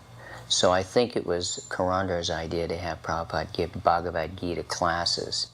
So this was a staged situation. The idea was to film Prabhupada speaking Bhagavad Gita, which would be applicable for the people in general, and have something for television. I shall speak on Bhagavad Gita as it is. The purpose of saying Bhagavad Gita as it is explained that there are many editions of Bhagavad Gita. They are interpreted in their own way, giving up the spirit of Bhagavad Gita. So this particular name, as it is, significant. Perhaps there is no other edition of Bhagavad Gita where it is written as it is. In this connection, Professor Dimmock of Chicago University has written a foreword, and he very much appreciates the theme. He says, Swami Bhaktivedanta comments upon the Gita from this point of view, and that is legitimate. She accepts that Bhagavad Gita as it is legitimate presentation of the great book of knowledge. And he also says, more than that, in this translation, the Western reader has the unique opportunity of seeing how a Krishna devotee interprets his own text. So, about Krishna, the devotees actually can interpret about Krishna book. Others, if they are not devotee, how they can interpret on Krishna? Just like a member of a family can say very nicely about the head of the family, how outsiders can say about the family. That is not possible. Similarly, about Krishna, a Krishna devotee can speak nicely, not others. Others have no right to speak about Krishna. And Krishna also admits Arjuna as the right student of Bhagavad Gita.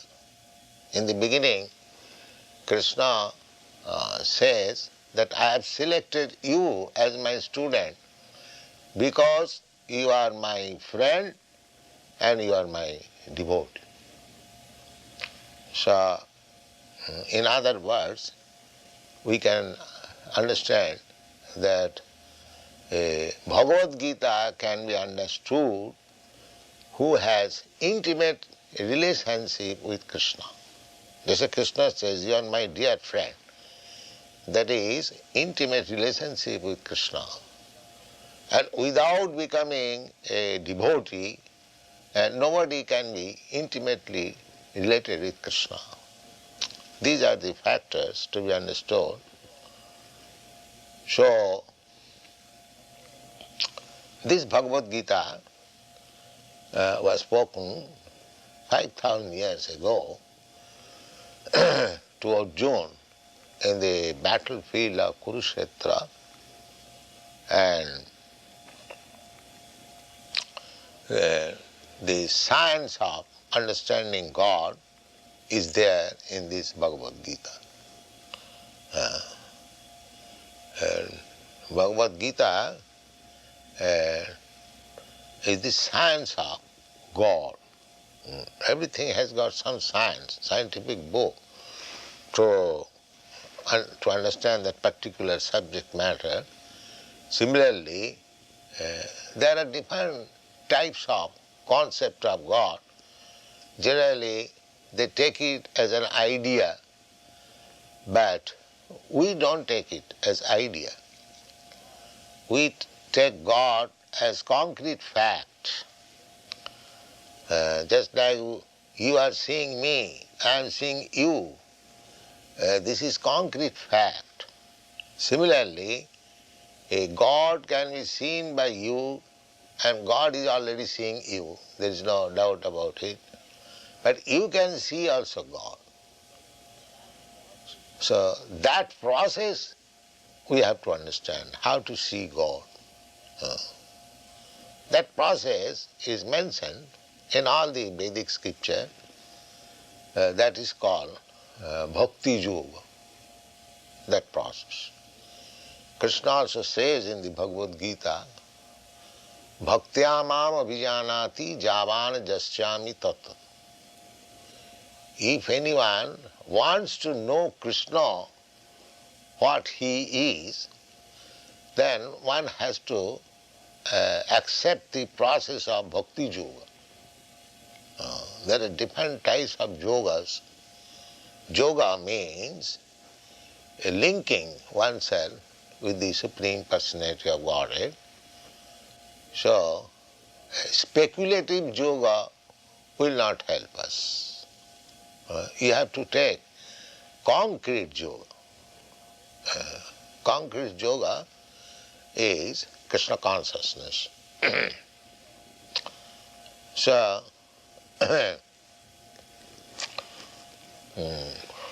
we have given our introduction of the Bhagavad Gita that one has to understand Bhagavad Gita as it is directed in the Bhagavad Gita. There is direction. How to read Bhagavad Gita. People are reading Bhagavad Gita without taking the direction. This we have explained in the manner that if you take some medicine, there is some direction on the bottle, that this is the dose. You take so many drops, so many times, that is direction. Similarly, for understanding Bhagavad Gita actually, you have to accept the direction as given by the author himself, Krishna. He says that long ago, some 40 millions of years ago, he first spoke this Bhagavad Gita to the sun god. And sun god transmitted the knowledge to his son Manu. And Manu transmitted the knowledge to his son Ikhaku. Imam vivassati yogam praktavan aham abhayam. Vivashan manave praha manu Ikhaka vibravit. So, the Rajarshis, they are all kings. Manu is king, Maharaj Ikhaku is also king, and the sun god Vivashan, he is also king. He is the king of the sun planet, and his grandson Ikhaku became the king of this planet, Maharaj Ikhaku, and in this dynasty, which is known as Raghuvansha, Lord Ramchandra appeared. It is a very old monarchical family, Ikhaku Vansha, Raghuvansha. Vansha means family. So formerly the kings, the head of the administrative executive, they used to learn the thesis or the injunction given by God, because a king is What happened with that? No, you cannot do like that. Now I conclude here, that's all.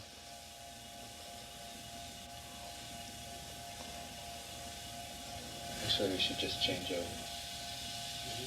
We can change loads, we can pick up right there from it.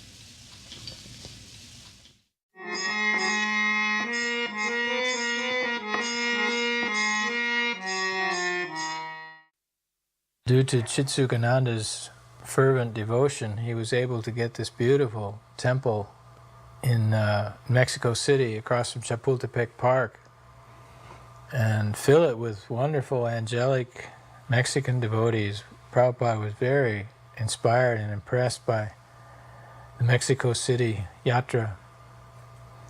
When he was there in Mexico, he talked a lot about the relationship between Catholicism and Krishna consciousness, that at heart there is no difference. He was struck, though, how the agony of Christ went against the grain of Vaishnavism. I remember one time in Mexico there, Prabhupada was resting in a room at a life member's home or something, and on the wall was a crucifix, Jesus in agony on the cross. I'd closed the door so Prabhupada could rest, and about a half an hour later I heard his bell ring, and I opened the door. He was sitting on the end of his bed looking at this crucifix on the wall. There were tears streaming down his eyes. And he said, "Just see, they have killed their spiritual master so that they can continue sinning. Please remove this from the room." And he had me take it out of the room. I recall when Srila Prabhupada was invited to give an interview at a television station. And when Srila Prabhupada was greeted by the host of the show, who was one of the most popular hosts of any television show in Mexico, Srila Prabhupada was so humble. He was like a child. When the interviewer shook his hand to greet him, Srila Prabhupada smiled back at him with so much humility it practically melted my heart.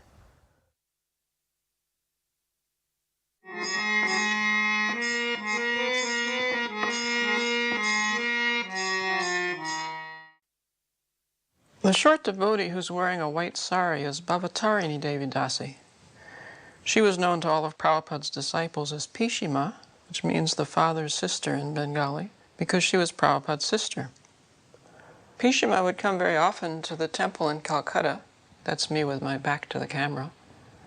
We were staying there too at that time. And she would bring prasadam for Prabhupada and for the devotees as well.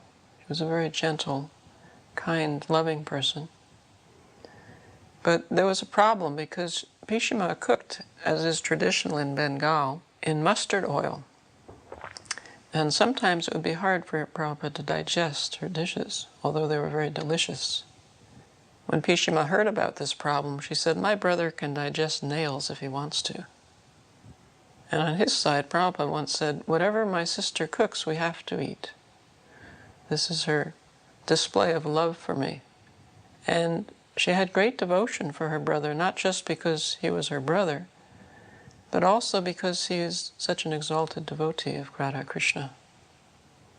And Srila Prabhupada said that his sister was a devotee of Radha and Krishna from her very birth. Whenever we offered Pishima the respect that she so much deserved, she was very humble. She would say, "I'm a mere lady. I cannot give you anything. I cannot do anything for you." Quite often under her sari, she would carry a bottle of Ganga water or Jamuna water, and she would liberally sprinkle the devotees around her with this water, which was great fun, except for me because I usually had a camera with me. I would have to hide my camera under my sari when she pulled out her Ganga Jal. That first Rath Yatra I have seen that is led by ISKCON Calcutta. That time I am reading in university, Calcutta University. I am a student. I was not initiated that time, but I am the follower of this movement. And among the family members, Prabhupada's family member, Pisima, myself and my sister Jolatola. Then there are not so many Bengali people because that time Bengali people, they're thinking, oh, these people are foreigners, because it is very new thing to them. How this could possible? Being a foreigner, they're saving their head, they're worshipping our deity, they're suspecting something. But how Prabhupada is merciful. The first publicity we got, front page in all the newspaper. They say this is the first time that foreign devotees are chanting and foreign devotees are going on the street with chariot. It is a miracle. And Prabhupada was very pleased. Prabhupada told us that every year you celebrate Rath Yatra, particularly in Calcutta, because Calcutta is a place where he started Rath Yatra at the age of 5. He was born in 1896 and he started Rath Yatra 1902. I met Prabhupada at the Shipriya Park Pandal program. Then I decided that I should take Diksha or initiation from him, because what I have heard from his lecture is melted my heart. So when I met Srila Prabhupada, he inquired my name and where I have come from, what do I study. So everything I told him, and he said, you please come to the temple every day, see the programs, and you join every day whether you like or not. And then I'll give you Diksha afterwards. And then Prabhupada said, are you happy? I said, oh, I'm so much happy, Srila Prabhupada. In the beginning, the mood was very nice. We are not so much rich, but we are pure in heart. We are very working hard, going to monument, esplanade to distribute. Even personally, once Jayapataka Maharaj told me, please come, and you are a Bengali. I am the only Bengali boy. So I every day used to go after my college over, then distributing book. And then when the people, Bengali people sees me, oh, you are a Bengali, you are foreigners, oh, maybe they are CIA. Then I told them why you are saying all these things, because their Guru Maharaj is Bengali. Oh, that Guru Maharaj is Bengali, is it possible? Yeah, you can come and see. And he was born in Calcutta. He went to abroad to preach this Krishna consciousness movement. Why not you are coming to our Calcutta temple? Then so many people are interested, Bengali people, they used to come and participate.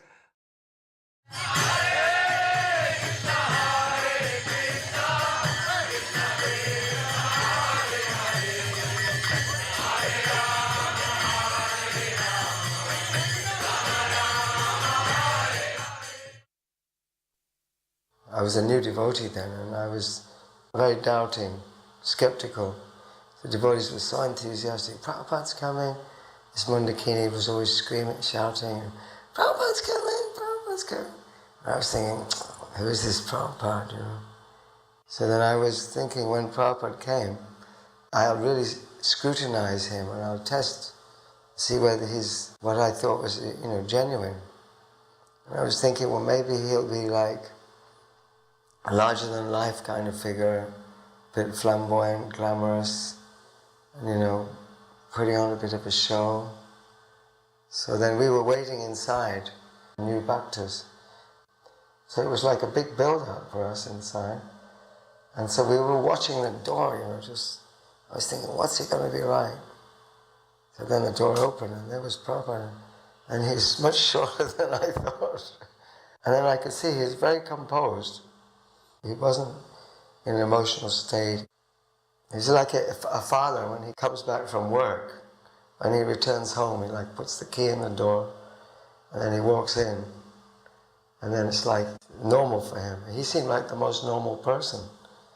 And I was surprised by that. I thought, if he was putting on some act, he wouldn't have acted like that.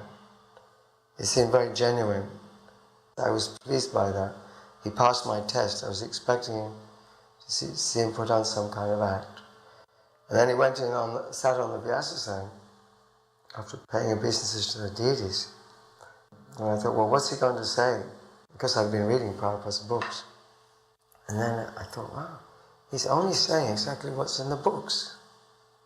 So then again he passed the test. He didn't try to say anything new or invent something special. He kind of passed my test in a way that I wasn't expecting. So I was satisfied. In 1972, I was a temple president in London, and Srila Prabhupada noticed that there were so many boys and girls staying in the temple. In fact, in the morning, sometimes you'd have to step over sleeping bodies to get down the stairs. And we needed space to expand. And of course, asking George Harrison to give us a place was the logical course, but we had a policy never to ask George for anything. So during the spring and summer of 1970, I was living at George's new 38-acre estate in Oxfordshire, Friar Park. And I would often mention how crowded we were at Berry Place. And he would say, well, maybe I can do something about that. But it was only when Srila Prabhupada himself came out to Friar Park one day, and we were walking around these huge grounds, and George said to Srila Prabhupada that he thought that a place like this, and he waved his arms around, was needed for us. Here we're looking at one particular property called Runnymede Park, which is very close to the River Thames. And so when George saw the place, and it hadn't been occupied for some years, and it was quite overgrown, he said this should be called Runny Down Park, because it hadn't been maintained for so long. When I was a kid, I used to like to go, just in the countryside. I've always liked nature, the woods or the ocean or, gardens and natural things. I'm unhappy about the world being concreted over and all the forests chopped down and the air polluted. I'm very unhappy about that, but I have a long-term view, which is all things must pass. I mean, before it used to be maybe they're going to blow us up with H-bombs. But even that, I thought, it don't really matter. They can't destroy what's within ourselves. Krishna said, there's no time when we didn't exist, and there'll be no time when we cease to exist. The only thing that changes is the body. But the music really was the key that opened the door into the yoga and the yogic philosophy and the Vedic scriptures, which is really the foundation of everything. It gave some sort of backbone to my life.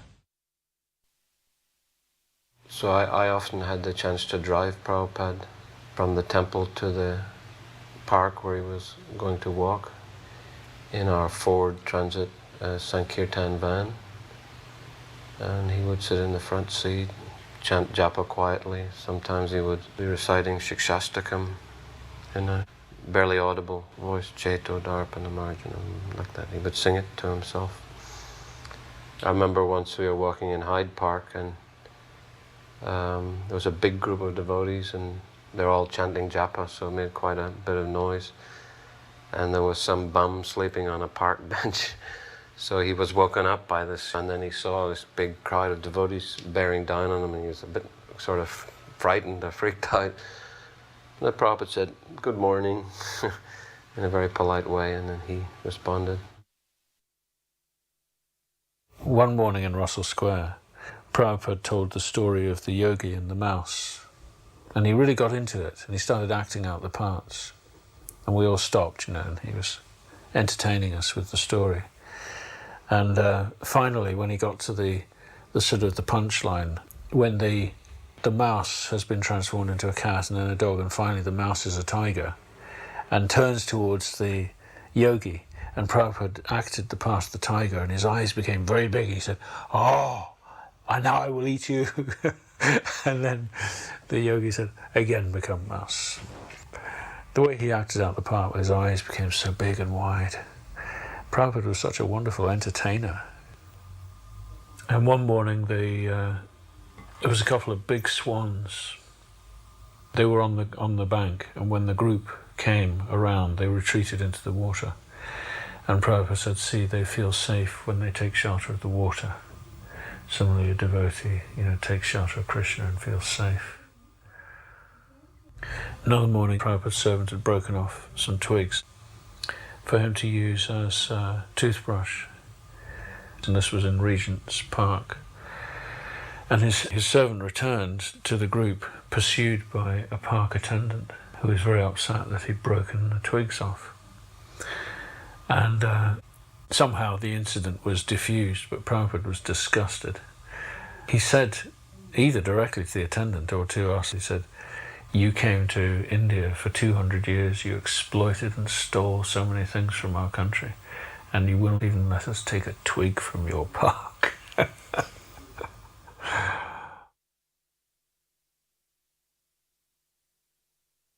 When he came to Bury Place and saw the deities, he was always very encouraging. He used to say things like, Krishna's very happy here, thank you very much, and just like nod and smile, just a little something that actually kept us going.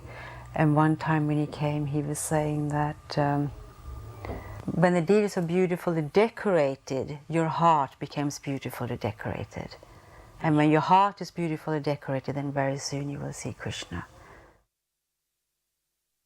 They're making a new Vyasasan, so I've been requested to upholster that Vyasasan. So most devotees went off to the airport to meet Prabhupada, welcome Prabhupada, but we were still trying to finish this thing up before he arrived, so we managed to finish, get it in the temple room, and it was green with gold trim around it. So Prabhupada came and immediately everyone was offering his obeisances, and I was completely overwhelmed. I'd never seen such a personality. Immediately I had extreme emotions of crying and stuff, and I was quite overwhelmed. Then we went in, Prabhupada took darshan, he sat down on the Vyasasan and started giving a lecture. And then just as he finished the lecture, he mentioned something about the Vyasasan, oh, this is very nice. And then he went upstairs. And as soon as he got there, it seemed like, I just arrived. And then immediately somebody said, oh, Prabhupada saying something about the Vyasasan, you should go up there. So I went up, and Prabhupada said, I want 2 more Vyasasans. He said, yes, they should be small size, because every day Lord Brahma and Narada Muni come here for the evening artik. And there should be a Vyasasan for each of them. It should look identical to my one, small size.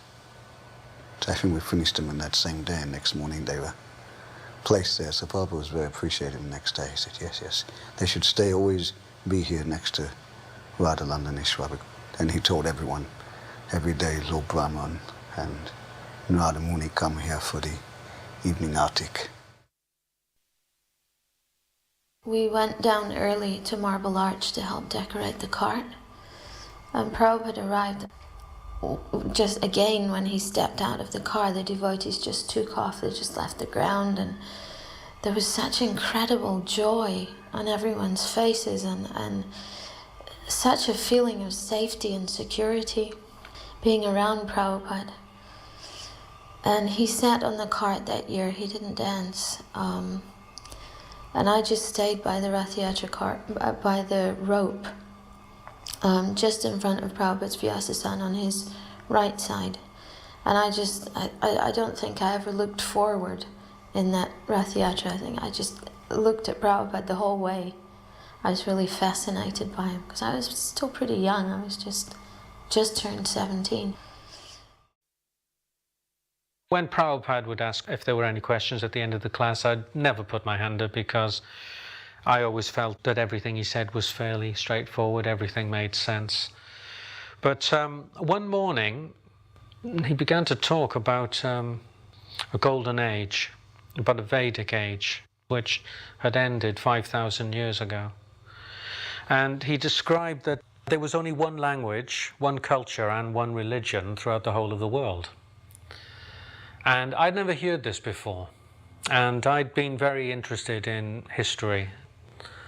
And I had quite a hard time sort of taking this in, because it seemed to me that if that was correct, then the professors would be teaching this in the universities, and it would be appearing in the historical textbooks. But it sort of shook my faith a little in Krishna consciousness, in that it just didn't make sense to me. So I decided that I would investigate this myself.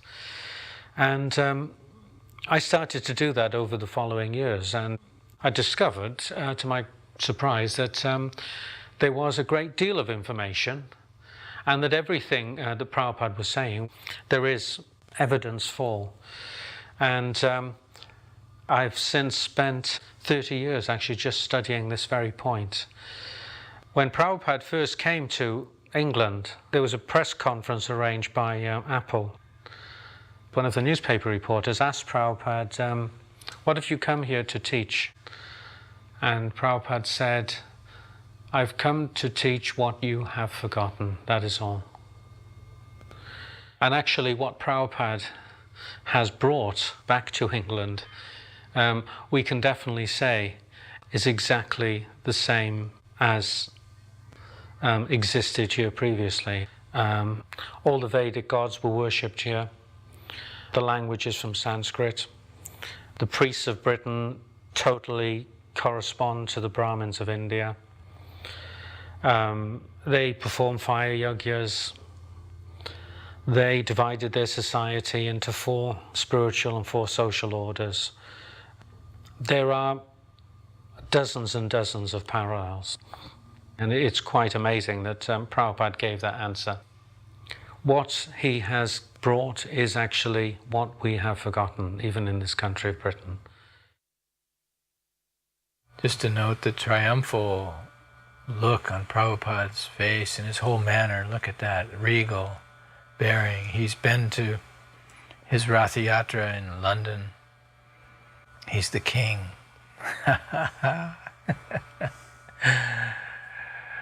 Oh, we did everything in our power to make the situation around him so that he would appear as a king. If you look at the faces of the devotees, they all look tense and sort of pensive and sad and anxious because, Prabhupada's leaving, and he's been staying in London for 5 or 6 weeks, and now suddenly he's going. And it's a very sad moment, actually. I mean, a lot of people will be bursting into tears once he's gone, I think. Some of them might already be tearful. And when Prabhupada's around for a few weeks, a month or 2 or 6 weeks, you start to sort of, just a little bit, you start to get used to take him for granted a bit. And I remember I used to think, this is Krishna's punishment. He's taking Prabhupada away because we're not appreciating him enough. We went with him right up to the passport barrier, but we couldn't go with him any further. We're seeing the public faces of Prabhupada in these videos, but the private moments with Prabhupada in his rooms were, of course, the most attractive to the devotees. Those were not captured in film so much. But the end of the day or early in the morning, sitting in Prabhupada's room while he discussed the daily activities, or giving our reports at the end of the day of what we had accomplished during the day, these were the most delightful moments with Prabhupada, most intimate and surprising moments. Prabhupada never, for a moment, was predictable in any way. Everything he did and said was a complete surprise. In all the years that I used to open the door to his room and go in, I never, ever lost that feeling of slight anxiety when I opened the door that I couldn't predict what was going to happen. I knew it would be wonderful, and it would be a total surprise. But you could never tell what the spiritual master was going to do or say. Goodbye, Prabhupada.